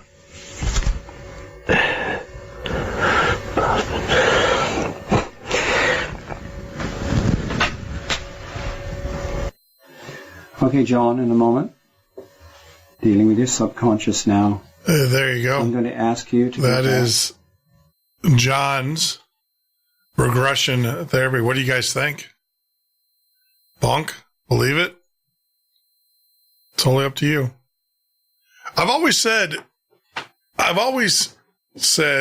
even when I do these shows, I don't care if I believe you. I don't care if the listeners believe you. The only requirement that I have is that you believe yourself. And then everything will be fine there. For those that, yes, we do have a night bot. We do have night bot that is monitoring the chat room. I'll go back and look at the logs. I'm looking at, I don't see anything that should have kicked it off, guys. I really don't. So I will definitely take a look and see and review what's going on. I do appreciate you guys being respectful of each other in the chat room, actually, for all those that are in the YouTube chat. I've always said that half this show is what goes on in the chat room. And I know that there are some people that have some opinions that go against, science, and some would say common sense. I don't know at this point. I'm learning. I've kind of just said I'm going to scrub all of my indoctrination out of my head and start all over. So that's about it. So Debbie there Debbie, I don't want to say your last name, but Debbie, thank you, for being in the Facebook feed. I can see that. Unfortunately, I don't think anybody can see you, Debbie. So what it is, guys, so we're using a restream service that allows me to connect right into Facebook. And what is going on is that I can see what Debbie's typing, but Debbie can't see the chat. I wish there was a way of merging these two together of all the chat rooms, but I don't think there is. So I do apologize for that. But no, Debbie, I see you. I think there's a few of you listening or were listening there in Facebook. But, it's only our second night broadcasting on Facebook. So what do we expect? We will grow that audience as well here in the next couple of days. And the way that you guys can help us grow the audience, and I want everybody there in the chat rooms, if you have a Facebook page, go out to the Midnight Ocean. Go to Facebook right now. Go to the Midnight Ocean. Make sure you like our chat, our page, number one. And then number two is take our show, our live show, and share it with all of your other pages and help us do that. Now, what we will do is that when I'll see who shared the videos. The individual that shared the most videos in a week, and Friday, I will announce who it is. So at the end of Friday's show, I will tally it up. We will announce on the air, and we'll reach out to you and give you a very special gift to say thank you. And, I'm a firm believer, instead of spending hundreds of dollars a week promoting with Facebook and all those guys, I'd rather give you that money. Now, I'm not saying I'm going to give you $100, but I'm going to give you some nice gifts. I'm not cheap, so we'll take care of you. So yes, Debbie, as you're out there in Facebook, the best way to get more Facebook people going is to tell your friends and family. Post this on all of your sites. Let them know about us. We will try to bring you great quality content as we did tonight. What do you guys think about tonight's show? I thoroughly enjoyed it. I really did. I do appreciate the participants. It is not too late for you to call in. We still have about 30 more minutes. I love to hear from you. If you have anything, if you have a UFO, an abduction story, or just a UFO story, something strange happening, I'll put those numbers back up there. So you can either shoot us a email, you can Skype us, or you can give us a call at 352-388-3900. That's the area code 352-388-3900. Love to hear from you, or of course, you can SMS us. But I really like it. I really enjoyed doing this type of show.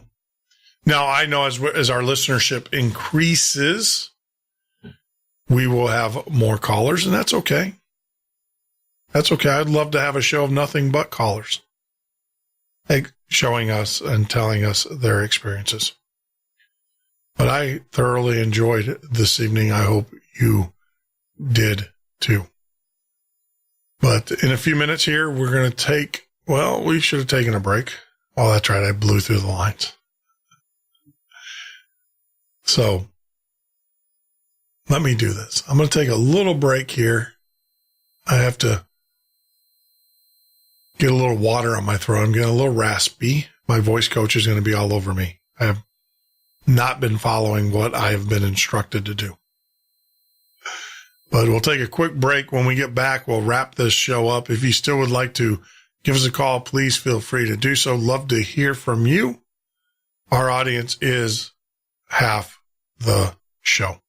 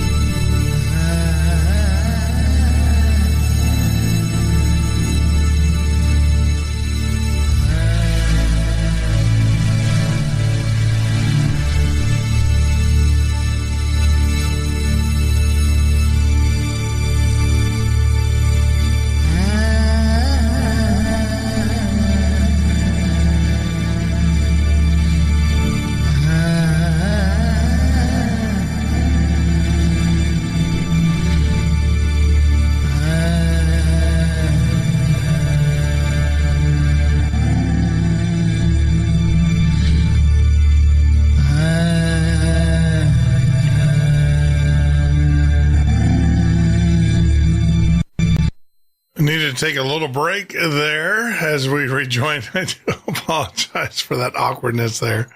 So we'll return back to the thing. Yeah, there should be sound. Debbie that's listening on Facebook, go to your lower right-hand corner or whatever. Make sure your speaker's turned on. It did that to me the other day. I don't know why it is not allowing you to share. I just shared to a group just a little bit ago. So, yeah, Reb, you got nailed for saying hell.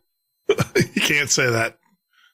Quick draw McDraw. Chatbot won't allow you to say that.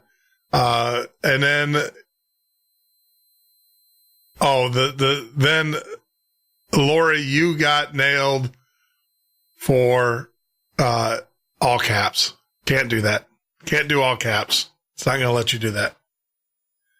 I put that on there too, so people can't cheat the system by putting it in all caps and try to get my attention. So yeah, can't do all caps.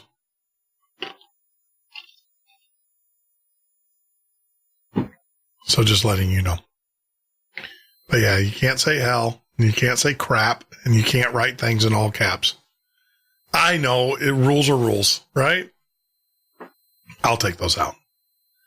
I will definitely take those out, and I'll do that right now. But that doesn't mean go crazy.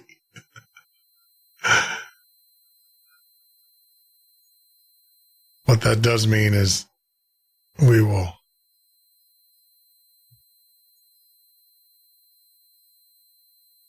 So let me.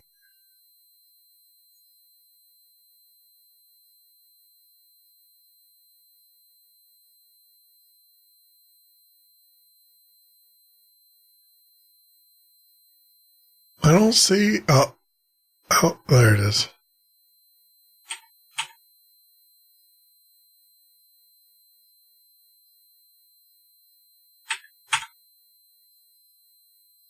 So there we go. So you can say hell and crap all you want to, guys. We just took it out of the black, because that's fine. I don't mind that kind of stuff. Like I said, the main thing is do not attack each other in the room. Be respectful. Have a decent human being conversation with each other. No one wants to be disrespected, right? So treat each other with a little bit of respect. Wow, what a show. What a night. I appreciate all of the interactions that we had. I especially appreciate our guests for calling in, Jeff and Lori. Yeah, I appreciate that. There you go, John. You had to test it, didn't you, John? In chat room. Had to put it in there, buddy. It's all right. It's okay. But no, I do. I appreciate everybody. I appreciate more so. I also appreciate you guys in the chat room. Like I said, using the chat the way that chat was meant to be used. And I really, really appreciate it. And so I know that there's a little flat earth discussion going on over there in the chat room. I've been watching. I've been a little bit distracted. I need to get focused on the matter at hand here and stop trying to participate in my own show. So tomorrow's guest is going to be interesting. Now tomorrow's guest is a reschedule that we had originally scheduled, but had to cancel because of weather that we had. We had some thunderstorms that rolled into the area last week. So we have Stephanie Osborne is going to be joining us tomorrow not in the studio, but on Skype. She's an author and was involved in the civil space program. And we'll get her bio up on the site tomorrow morning, and you guys will see that. But yeah, she was a veteran of more than 20 years in the civilian space program, as well as various military space defense programs. She worked on numerous space shuttle flights and the International Space Station. So all you flat earthers out there, you guys going back and forth, and you not globalists, that's an insult, but you rounders, we gotta start calling you rounders. and flatters, we're going to have an expert on. Stephanie Osborne is going to be joining us tomorrow. Maybe she can shed some light on the discussion for you guys. And then we're going to continue on with MUFON cases, very famous MUFON cases. I actually have some Project Blue Book cases that we pulled out of the National Archives that we're going to be playing on Thursday, which is really, I'm excited about that show. I don't know if you guys remember, but Project Blue Book, remember growing up to that? I can tell you, sitting down with my parents, my dad was in the Air Force, so we spent Friday nights watching Project Blue Book, eating tapioca pudding,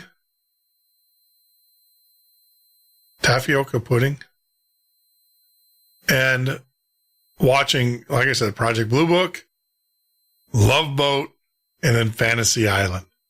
And then, of course, you had Rod Sterling's there, The Twilight Zone.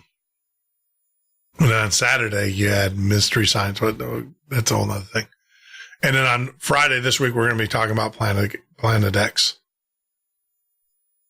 Yep. And, of course, we're going to be doing a special recording with Brad Olson on Saturday to be released as a set, because we're going to be talking about the Hollow Earth and underground fortresses. So that's going to be very interesting. And then Dr. Richard Miller is going to be joining us. Dr. Ram is coming back on the 10th. It's going to be a great show. We got Brenda Gagrin, Marshall Masters, Leslie McCurk is going to be joining us. We're filling up the calendar. I can already tell you that the calendar is pretty much going to be full all the way through the end of this month here in the next day. Yeah, John, we are brothers. John, do you have a phone? I'm asking you, do you have a phone or Skype?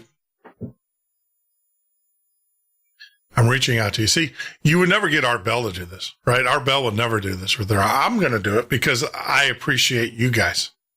I appreciate my guests and my listeners. And I will always. That is so strange, Deb. I'll have to look at the permissions, Deb, and the Facebook saying that it's not allowing her to share this show with any of the other groups, which is unusual.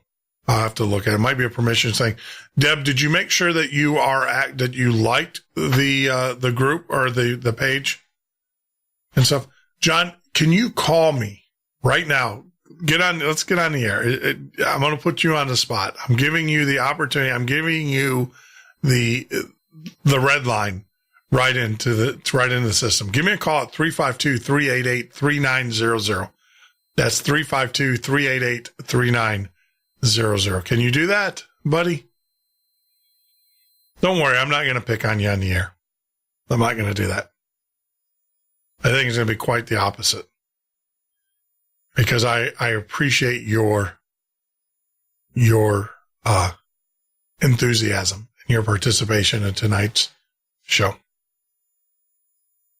But as we wind down with any friends, you know what? I'll look at that. There might be a permissions issue on the page itself. I know that Jeff, can you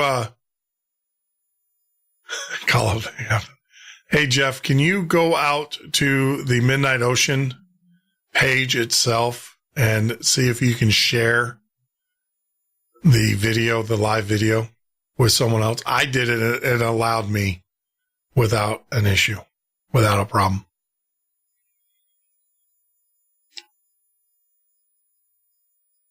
And I would love, like I said, I'm gonna sit here and wait for John to give me a call. So, John, that number is 352-388-3900. Love to hear from you, man.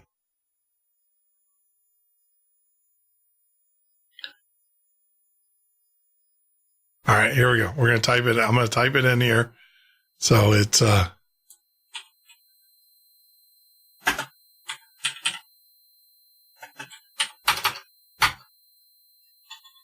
I just put it there in the chat room. It's going out to you. You should get it here in a second.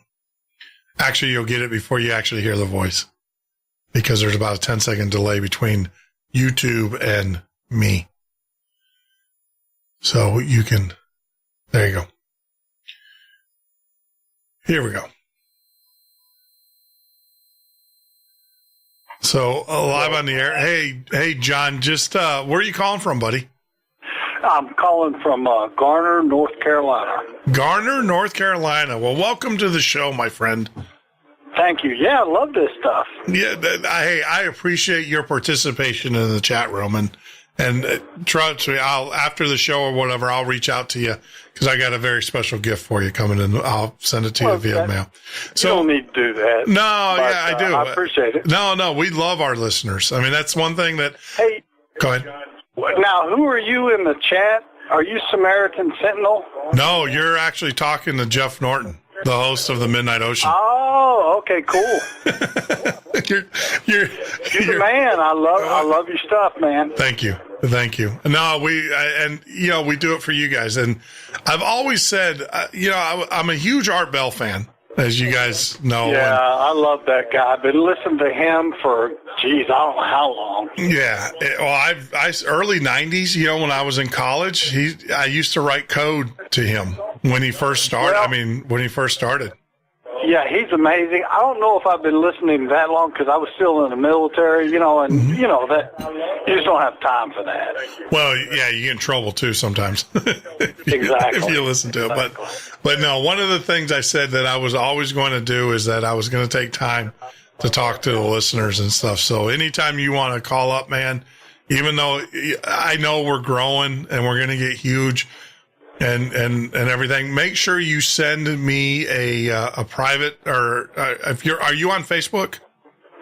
Well, I don't do Facebook. Okay. Call me paranoid. No, that's fine. I got on there years ago and started talking about just slightly mentioning my beliefs. Yeah. In the scriptures with regard to, I don't know if you saw my chat comments, with regard to the non-moving earth. Yeah. Yeah. And I just got ridiculed by even my children. Yeah. Not even mentioning my brothers and sisters.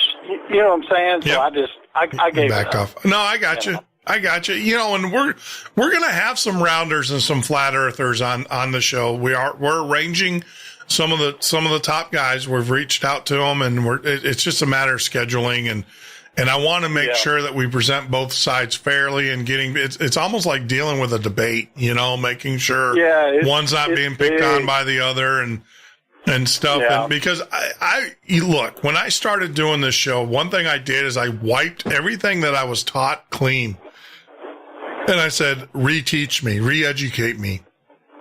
Yeah, and, same here. And so same here. Yeah. And so, I'll listen and, my thing is I've had some personal experiences as a pilot and things of that nature. So I'll be able to interject my little 2 cents. But, that's going to be a great show. But I just wanted to let you know, thank you very much. I appreciate it. Now, one of the things we are doing is that midnightlisteners.com is going to be coming online here in the next few days. So for all of you guys out there, you can join that page. That is actually the listener page. That's for you guys, the listeners. And what that is that when you join that page, I will give you guys some backdoor access into the studio as we grow.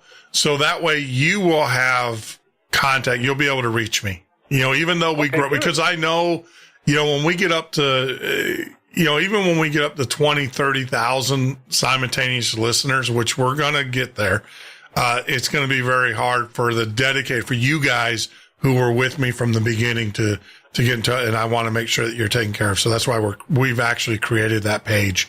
And it is coming online here in the next couple of days. And it's just dedicated for you guys. We're calling the Midnight Listeners. We actually had a group called Midnight Listeners on Facebook.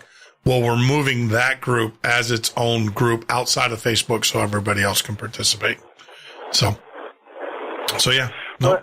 Well, sounds good. I think that's probably the reason why, I don't want to talk bad about Rob Skiba. I love the guy. Yeah. I mean, have you seen his work? Yeah. Rob's actually.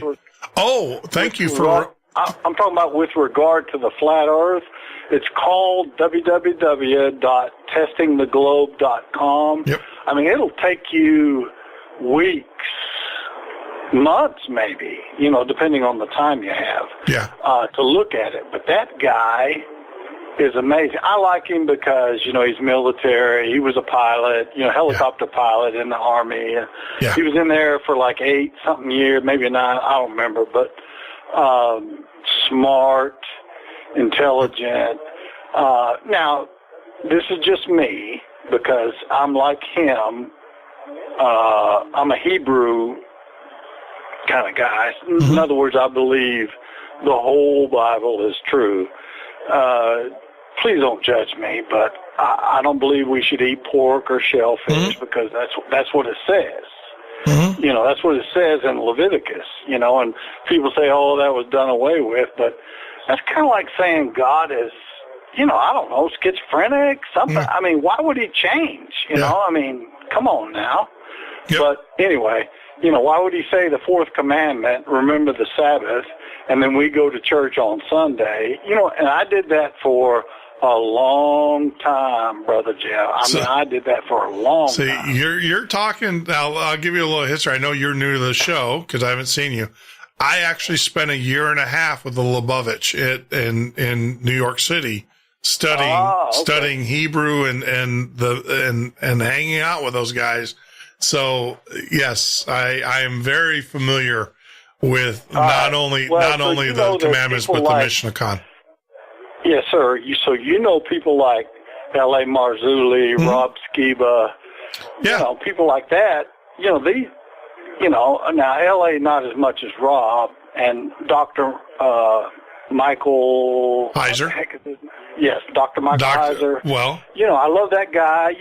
But nobody is kind of sort of like me, like Rob Skiba. Yeah. See, Rob actually, Rob was scheduled to be on the show last week. I completely forgot this. I spoke with Rob, and what I suspected was true. There was something that, he had a little distraction. Let him tell you what it was.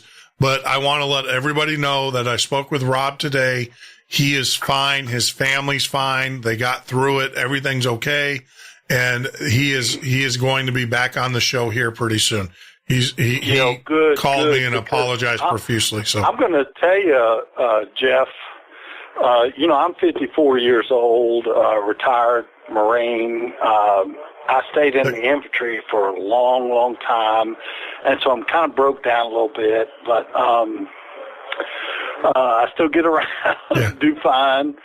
But Rob, I'm telling you, that guy, I don't know where he came from, but he's amazing. I know he doesn't have advanced degrees in theology like I do and, things like that, but, that's probably a good thing because I had to relearn so much stuff. I had to completely unlearn 4 decades. Yeah, because seminary is not what you need to know; it's what they want you to know. No, sir. No, sir. And anybody that's been through seminary, I'm ashamed to say that, but it's the truth. Yeah, it's the truth. Oh, I know. I got. When I was in the military, I was enlisted for a long time, and then they let me become an officer. And then, as an officer in the Marines, you got to have a college degree. So, they weren't going to let me get a theological degree. So they sent me to business school, and I got a business degree, which is good. It helped me out with regard to, and please don't hold this against me, but testing the curvature of the Earth. Mm-hmm. And I'm telling you, brother, I cannot find it. Have you seen Rob Skiba's video on that? When he went up to the Great Lakes? Not yet. Well, but see, the thing is, how do you say this? I'm not going to, look, I just know my personal experience. I'm a pilot as well. I have a pilot's license, and I've flown on clear days, and I've seen the curvature of the Earth. That's one of the things that kind of makes me go, But here's the deal. Have you looked at the gyros? Look into this deep. Maybe Google it, or possibly. I'll wait for Rob. We'll get pilot the pilot on the show. I don't want to I don't want. Yes, I want to sir. be surprised. Yes, sir. I understand. Have you looked at the construction of the glass, even in your aircraft? Oh, absolutely. All right. Now I understand. Your pilot got tons of respect for you. I've flown, obviously, as you can imagine, I've flown a lot in the military, but you've flown way more than me. Just do some research, if I could ask, Jeff. Oh, I will. That's why. Do some research on the gyros. I've told you, and I want to make this promise. When I started to do this show, I mean, I have a brother who's an aerospace engineer, and he's going to flip out when he hears me say this. And he worked for McDonnell Douglas and Morton Thiokol and those companies. He will flip. I've wiped my blackboard clean, and I am going to, when I speak with Rob and we do the flat Earth and the rounders, when we have that conversation, I'm going to listen to all of the information in its totality without any preconceived notions. And then I will come back after that, and I'll make my determination. Because I appreciate that, Jeff, because, a lot of people talk about this condemnation before investigation, and I'm glad you have an open mind. You got to have. I know you're a pilot. You're highly skilled. You're great people. You're a good commentator here on the YouTube channel. I appreciate you. Thank you. But I got to say, I was the exact same way. Here I was using these quote-unquote, please don't judge me, satellite images to, conduct war. I don't judge. One thing you're going to learn about me, I don't judge anybody. But here's the deal. I think, and please don't think I'm crazy, but I think I was using, SR-71 Habu images or U-2 images all those decades in the military. I did some research and I got some notes and stuff. I probably shouldn't have took them out, but they were just basic little numbers and stuff. I'm kind of a smart guy. I don't know, but anyway, it didn't add up. Yeah. That's all I'm saying. No. And so to me, when they say there's these satellite images showing these tanks and artillery positions and stuff, I couldn't add it up because it's easily to determine the height of the altitude, the aircraft, satellite, whatever. Very easy, Well, and we never saw anything from that altitude with regard to, satellites. We saw stuff from U-2 and SR-71. Yeah. Altitudes. Well, that's just me. Okay, so you understand some of my, and that's where I'm going to bring in some of my background. So people know I'm a civilian pilot. I wasn't a commercial pilot. I was a civilian. Well, hell, I had everything but the ATP, which allows me to fly the big jets. But I worked all the way up, had my commercial license because of the insurance, for the insurance reasons, and the fact that I could charge my friends when they wanted to go flying and see Chicago in the night. And because it's illegal unless you've got a commercial license to do that, you can't charge people. So I did that. I stopped doing that because of you have to have a physical every 6 months, and it was just a nightmare. And then I actually just got out of flying because Daley, believe it or not, when I was in Chicago, Richard Daley wanted all pilots to register with the government. And I was like, you've lost your freaking mind. So I just stopped. And the other thing too, is I had a very rich business partner who allowed me to fly the toys. I mean, this guy was, that's nice. Yeah, these were his airplanes, his personal airplanes. And so I stopped flying because it is expensive. When you're talking $900 an hour on a jet engine, that's just the engine reserve. So you're looking at $1,800 an hour just to turn a jet engine on. I'm not rich by no stretch of the means. But I had the opportunity to fly and see some things, fly some nice airplanes and see some things in my day and age. But the other part of it too, I will tell you, I did work for a company I actually taught at the Java High Performance Lab at Northwestern University there in Chicago. And one of the things we did do, it was a DoD contract where we were looking at imagery, satellite imagery. And I can tell you this because it's not classified, but we wrote algorithms to determine if things were tanks versus troops versus our tanks versus their tanks kind of stuff. And I can tell you, working with the geospatial stuff, I don't know what you were working with when you were in the military, but I can tell you that without the resolution, I can tell you there's software out there now that does it. Very rarely now is it a human looking at that stuff. It's all software. Right. So. Right. And, that makes me, I love technology and the upgrades, but it makes me a little bit suspicious. You know what I mean? When you turn it over to logical code, artificial intelligence. Well, it's not. Yeah, it's not. Well, I wouldn't call it artificial. I mean, there's artifacts that you're looking for.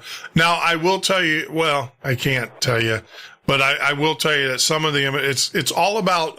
Let me explain. And it's funny because I had Dr. Lloyd Auerbach on the show, and with his ghost hunting, and he said it's all about perception, and that's how a lot of these camera systems work. Without getting into the minutia and getting in trouble and getting guys knocking on my door. It's all about perception. Visuals totally have nothing to do with it. It's about what the camera perceives is down there and then what's interpreted. So I can see your argument though, because the code you could easily tell the code, say, hey, look, that's not a tank, that's a building. And now I've changed your perception. Right. And you can do that through software. So Jeff, you understand that, I had like way, way, way above top secret clearance. But you understand that I was looking at tactical stuff. I wasn't looking at, because I was in the Marines. We're not into political, that kind of stuff. We look at tactical stuff. Yeah, you're looking at blowing crap up. Right. And the best way of doing it. That's I always questioned. Yeah. It's I was a country boy from Oklahoma, and so I was very adept at calling in fire on enemy positions. I just was really somehow, I think it was a God-given gift. I'm not sure, being able to know what was over the next hill and using our resources. Sometimes it was mortars, sometimes it was artillery, sometimes it was aircraft, but I was just adept at that. Yeah. And they sent me this information. As I moved up in rank, I got into, higher echelon units, and I actually got pictures instead of just grid coordinates, and it confused me because they said it was satellite stuff. And I'm telling you, Jeff, I questioned it even back then. Yeah, what war? What even conflict? Back then. Now, see, I was in the Gulf War. Okay. And in Somalia. Okay. And in some stuff that I can't talk about. And so I started questioning that stuff.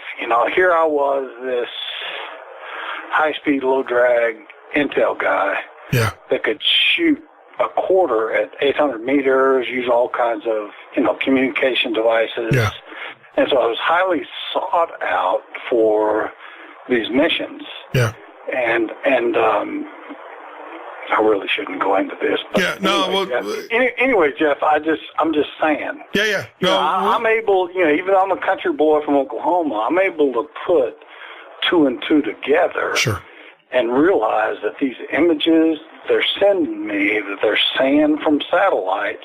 Well, let me tell you, because I was probably working on those images during that time frame, and that's why I wanted to see not Somalia but Gulf War one. Well, after that, so I was working on the satellites after the fact when I was at the Java High Performance Lab, and I will tell you that whole statement that I made without giving up, the secret.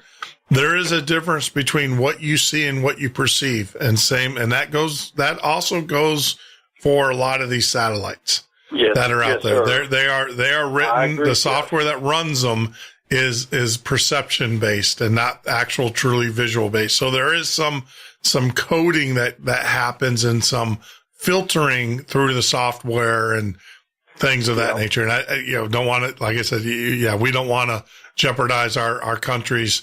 But this is not anybody that's in the satellite business knows how this stuff works, so it's no big secret. But we need to keep our mouth shut. What you should do, this is just my opinion, suggestion, look at some of the Mark Sargent videos. I know he's a little flaky. No, but look at his videos with regard to those people. Yep. Now, we're talking about pilots. We are talking about people that, missile techs. Yep. In the Navy, that look over the horizon to find ships, the target, things like that. I mean, how is that possible? How is that possible to see an enemy ship from, I don't know, it's like 200 miles away? How is that possible on radar? If there's a curvature of the Earth. I mean, it's just not possible. Well, a lot of that intel, though, is coming from the AWACS and stuff that are flying up above them. Well, that's true. But we're talking about guys that say, now these are guys that are radar techs, trained out of Virginia, and I've been to those areas. I've been to that school several times. And they're saying they ain't got no AWACS up there. They're looking at radar that tells them there's a ship 185 miles away. We don't have radar that gives us 185-mile detection. We just don't. So well, hold on. So I'm looking. I've actually just pulled up my signal. So you're at 400 kilometers. They're called ambiguous targets at 400 kilometers is the distance in which. Yeah. Okay. All right. Well, so you go 400 kilometers is how many miles? That's right, Jeff. I understand that. But they ping the radar, right? And it goes out, and that means at 400 kilometers, it would start. Let's say at the end of 300 kilometers, and that's being nice and conservative, it would start going out in space. There's no way you can ping a ship at 400 kilometers. Just no way. Well, no, that's the longest range, so that comes out to 248 miles. Yes, sir. And so, with that said, and this is just my thinking, and after listening to all this stuff and listening to Rob Skiba and looking at all these experiments, I'm talking about the curvature and the flatness of the Earth or the roundness of the Earth or whatever. I mean, how in the world can a Navy or even plane, unless they're like, I don't know, 30,000 feet up in the air, how can they see that far? Well, you're looking at microwave, so you're going the speed of you're going the speed of light, and so the thing is that's the distance of our known as our known radar, and maybe the other thing too is that they can what they call deflect, which means that they can actually take their antenna and bounce it off the ionosphere and then bounce it back down and then ping a signal that way as well. Yeah, if they want to reach even further. I understand that because, I went to all these tactical schools and we used all our radios and we bounced all that stuff off and, But what are we bouncing that off, Jeff? Well, you're bouncing it off the ionosphere. Okay. You're going to call me crazy. But really, now this is just because me and I've read all the world's religion books. I'm an older guy, and have a lot of interest in this. But nobody talks about, what really is up there.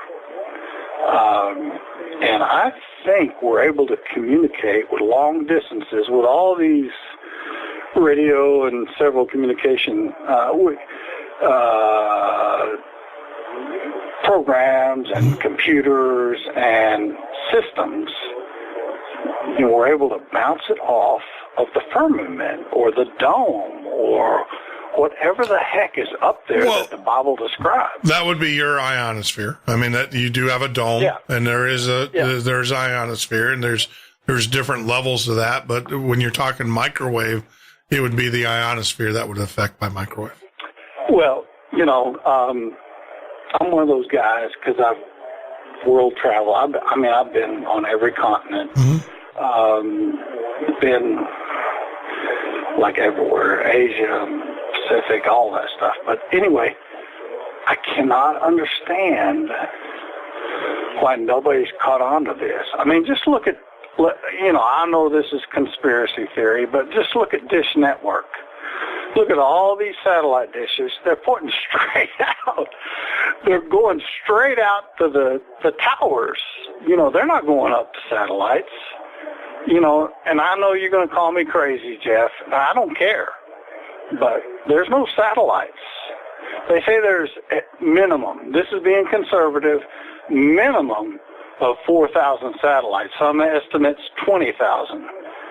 But I go out and I see some stuff moving, but if there's 4,000, this is minimum, why can't I see them on a regular basis outside? This is ridiculous. Oh, you can?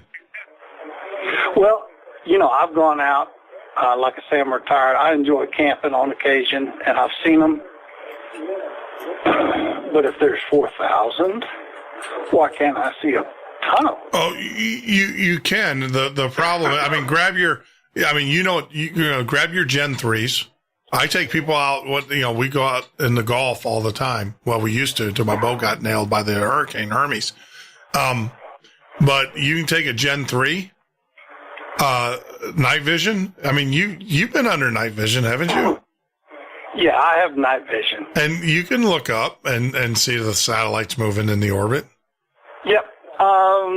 Let me ask you this. How come I can look at the moon and not see anything coming across except some really strange stuff? That's because okay. So I can tell you what that is. That's actually that's your focal distance. Just like a camera. You can actually take a camera, and if you have two objects, one near, one far, and one off to the side, you can focal past it and actually see the far object, which is, it's crazy optical illusion kind of stuff, because you say, well, why doesn't the near object block the far object? And you can actually focal past it.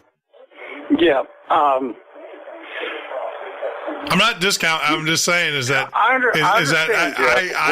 don't understand is how come NASA doesn't turn around, like let's say the International Space Station cameras, or that big ass telescope they Hubble. have out there. Why don't they turn, the Hubble?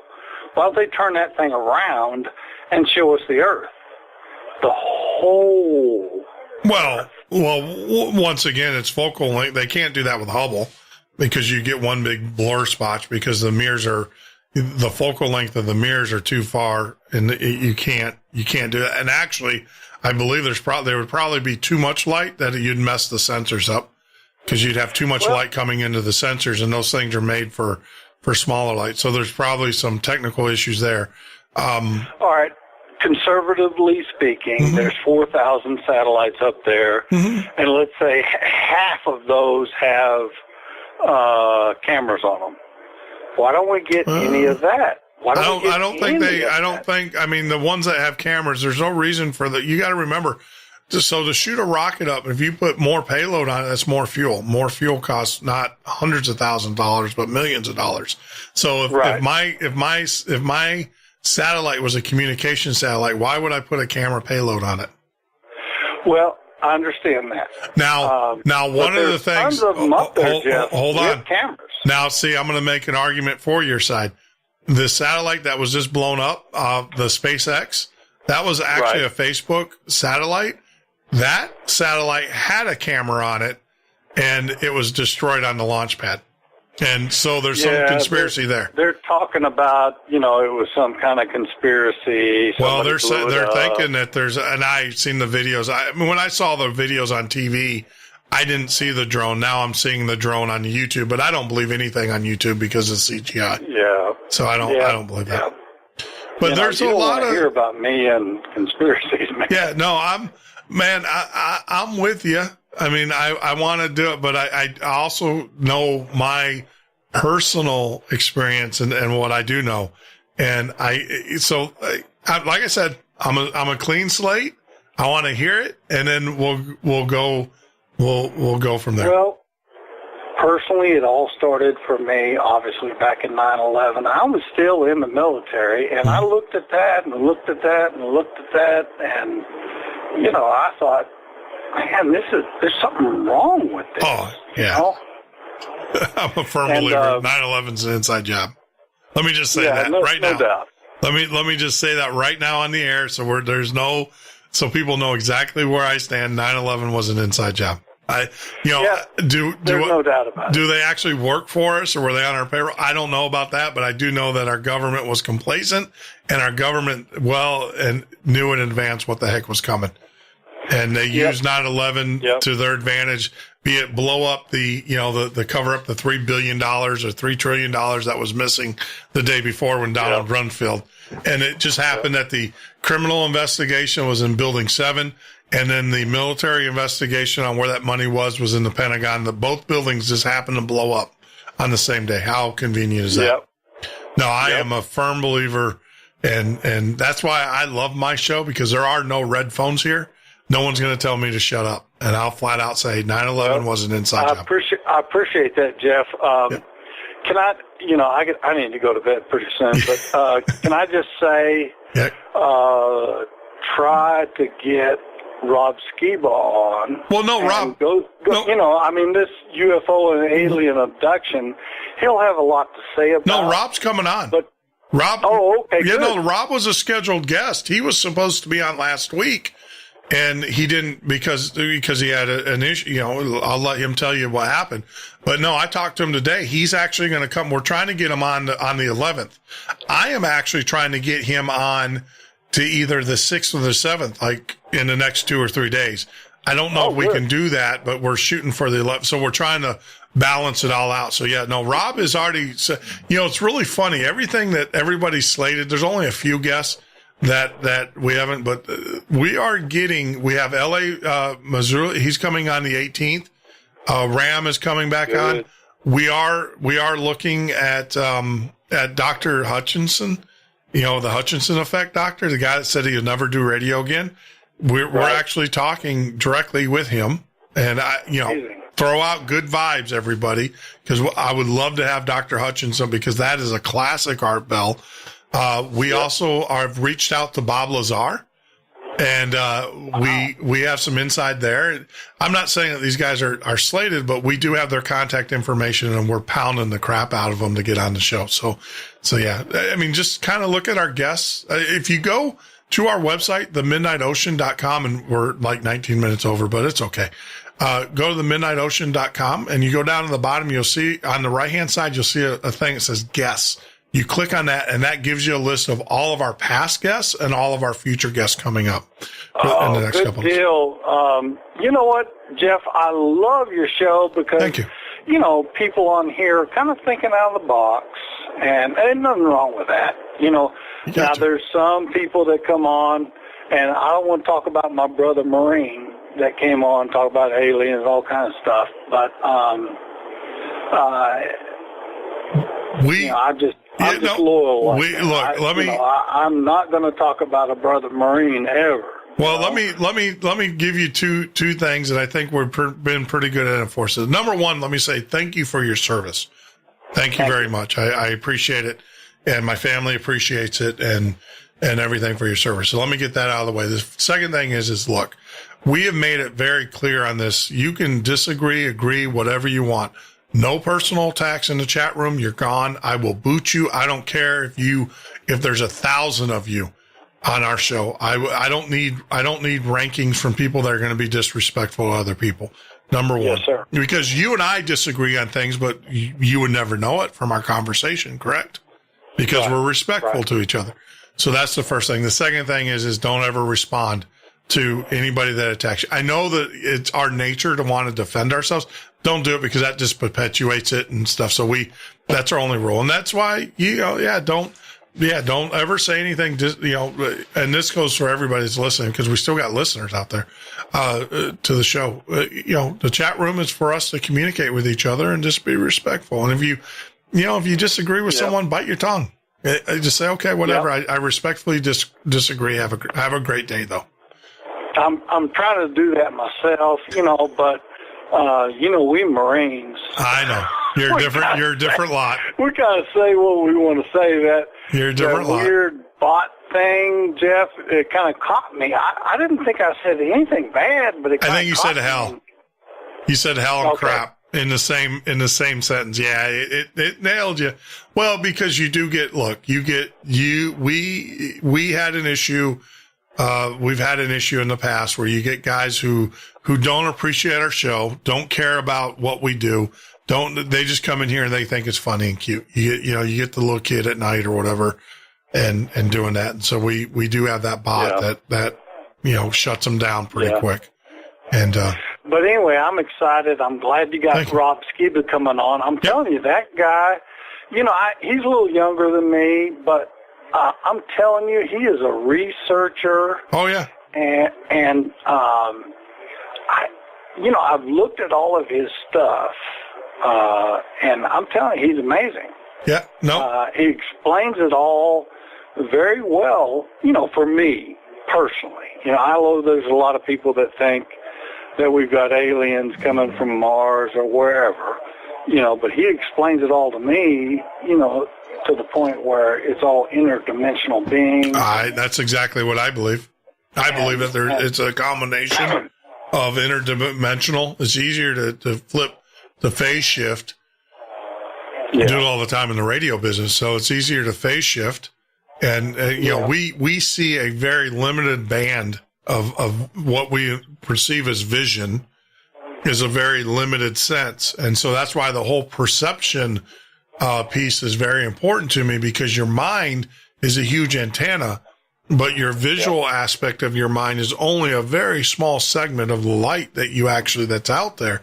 And Jeff, you make a fantastic point. I mean, people don't realize prior to the flood how intelligent and how mind expanded people were prior to the flood. They don't realize that. Yeah. Well, I'm telling you, and we don't want to get into this, but Genesis 6:4 talking about angels coming down, mating with women, the Nephilim, creating these Nephilims, and the modern church will tell you, oh well, that's just the Seth people, the bad people doing that, but it's not true. Yeah, I know. I'm with you on that one. So, all right, John, we are 25 minutes past the hour. We're over our time. Right. I'm sorry, brother. No, thank you very much. I appreciate you calling in and sharing your experiences with us. And maybe what we can do is we'll put together a show one night where we just. I really like the fact that we're allowing guests to call in and participate. Yes, now, and you don't want to hear my experiences, because, not only was I a retired military, intelligence officer, ordained deacon, ordained minister. And so, if you want to talk about demonic stuff, I was there. I mean, I've faced it.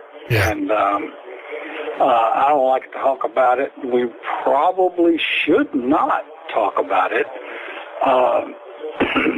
But my point is that I've been around the block, and I have a lot of experiences, to talk about. But I really would not like to go on the air and talk about those kind of things, because I've actually experienced some just amazing supernatural stuff. Yeah. And that's all I want to talk about. When I walk into a Walmart, Jeff, and this is Dr. Michael Heiser kind of thing, but, I forgive the sins committed in that building, and I walk around and I literally sometimes, not often, but sometimes get attacked by people. Yeah. Oh, I believe it. That's why I don't go where crowds are anymore, because since I started doing this show, I've been I've always been edgy around groups of people, but now that I do this show, and I'll be honest with you, I feel drained from it, and I'm getting to the point now where I see things that I really don't want to see, and I see them out, and it's that whole phase shift thing where you're starting to see the other things bleed through. But yes, sir. And if I could just encourage people, because I don't want to get all negative and stuff, that there is hope, there is help. Now, this is just my personal belief. Yeah. If you call on, our Father in heaven for help, He will help you. Yeah. In those situations, and that's just my personal belief, and I tell people that all the time. I agree with you. But last thing I want to mention, Jeff, I appreciate your show. Thank you. You're doing a good job. Thank you. You got some very interesting guests. I look at even the ghost hunter shows. Of course, I have a different perspective on what those are. But anyway, I look at all that stuff. And it's interesting because not very many people are talking about it, and so I encourage you to carry on. Thank you. And keep doing your best, because this is an interesting show. Yeah, and I think you'll grow. Keep doing this. Yeah, no, we're not going anywhere. This is a 10-year business plan. So there's 10 years committed to this project, and it's not a project. I mean, this is something this is. This is the long term, and we're making the investments and doing the things we're doing. We're not doing this because one day Jeff Norton decided, let me, and I'm going to put you on hold here and, close out the show. But I will, I appreciate the call, and you might want to just drop off and listen to what I've got to say here. And then, we'll be in touch, friend. I got your number and stuff, and we'll be in contact. And you can feel free, Jeff, and I appreciate it. And, keep on keeping on. Yeah, thanks, man. And, like I said, just you got the number and the call-in lines. I am during the day. I do keep it open on the Skype line. So if you want to and you see me pop in on Skype or whatever, feel free to give me a call, and I'll let you know if I can talk or not because of work. So that's about it. To be well. So there you go. One of our listeners, John, calling in. Yeah. So you guys know, this show is all about the listener and also the guests. We bring great guests, but more importantly, we're bringing them to you, good listeners. And so it's very important that we have that interaction between. That was awesome. I enjoyed that, talking with John, one of our listeners, and yeah, we're growing. We're making this is a long-term deal for us. This is not a short term. This is not a, hey, Jeff, do a podcast kind of thing, or I want to do a podcast. As you guys know my history. I had a successful podcast in politics, and I got out of the business because, frankly, I was disgusted with it. And, I just couldn't. It was weird. It was bizarre. It wasn't it just wore on me over and over and over again. So my thing was I got out, and I was actually directed. Call it whatever you want to be, super, whatever. But I was actually directed to do this. So this is not my will. This is someone else's will. This is God's will, or whatever you want to call it, whatever floats your boat, to do this. And I will continue to do this as long as He wants me to do this. And short of me dying, on the air or wherever. So that's about it. But like always, I want to say, hey, thanks, guys. Thank John. Thank Lori, Jeff, for joining in. Got a special gift. We'll get in touch with you guys tomorrow. We'll get that gift out to you for coming on the air. Remember that we're going to have Stephanie Osborne is going to be joining us tomorrow in the studio, or actually live on Skype. And then we're going to do the MUFON reports on Planet X, unless we can get Rob rescheduled in here, because I think it's very important. It kind of goes hand in hand with this week's topic. Like always, I cannot tell you how much I appreciate every one of you guys participating. Get the word out. I will look in, Debbie, I will look into why you cannot share this with any of your Facebook friends and family. We'll figure that out. And like always, as my good friend Ed Roman has written and sung about, we always close the show with this song. But more importantly, I just want to tell everybody, thank you very much. I appreciate you. And, you know, if you can be anything, be love. That's all it is. Just be love.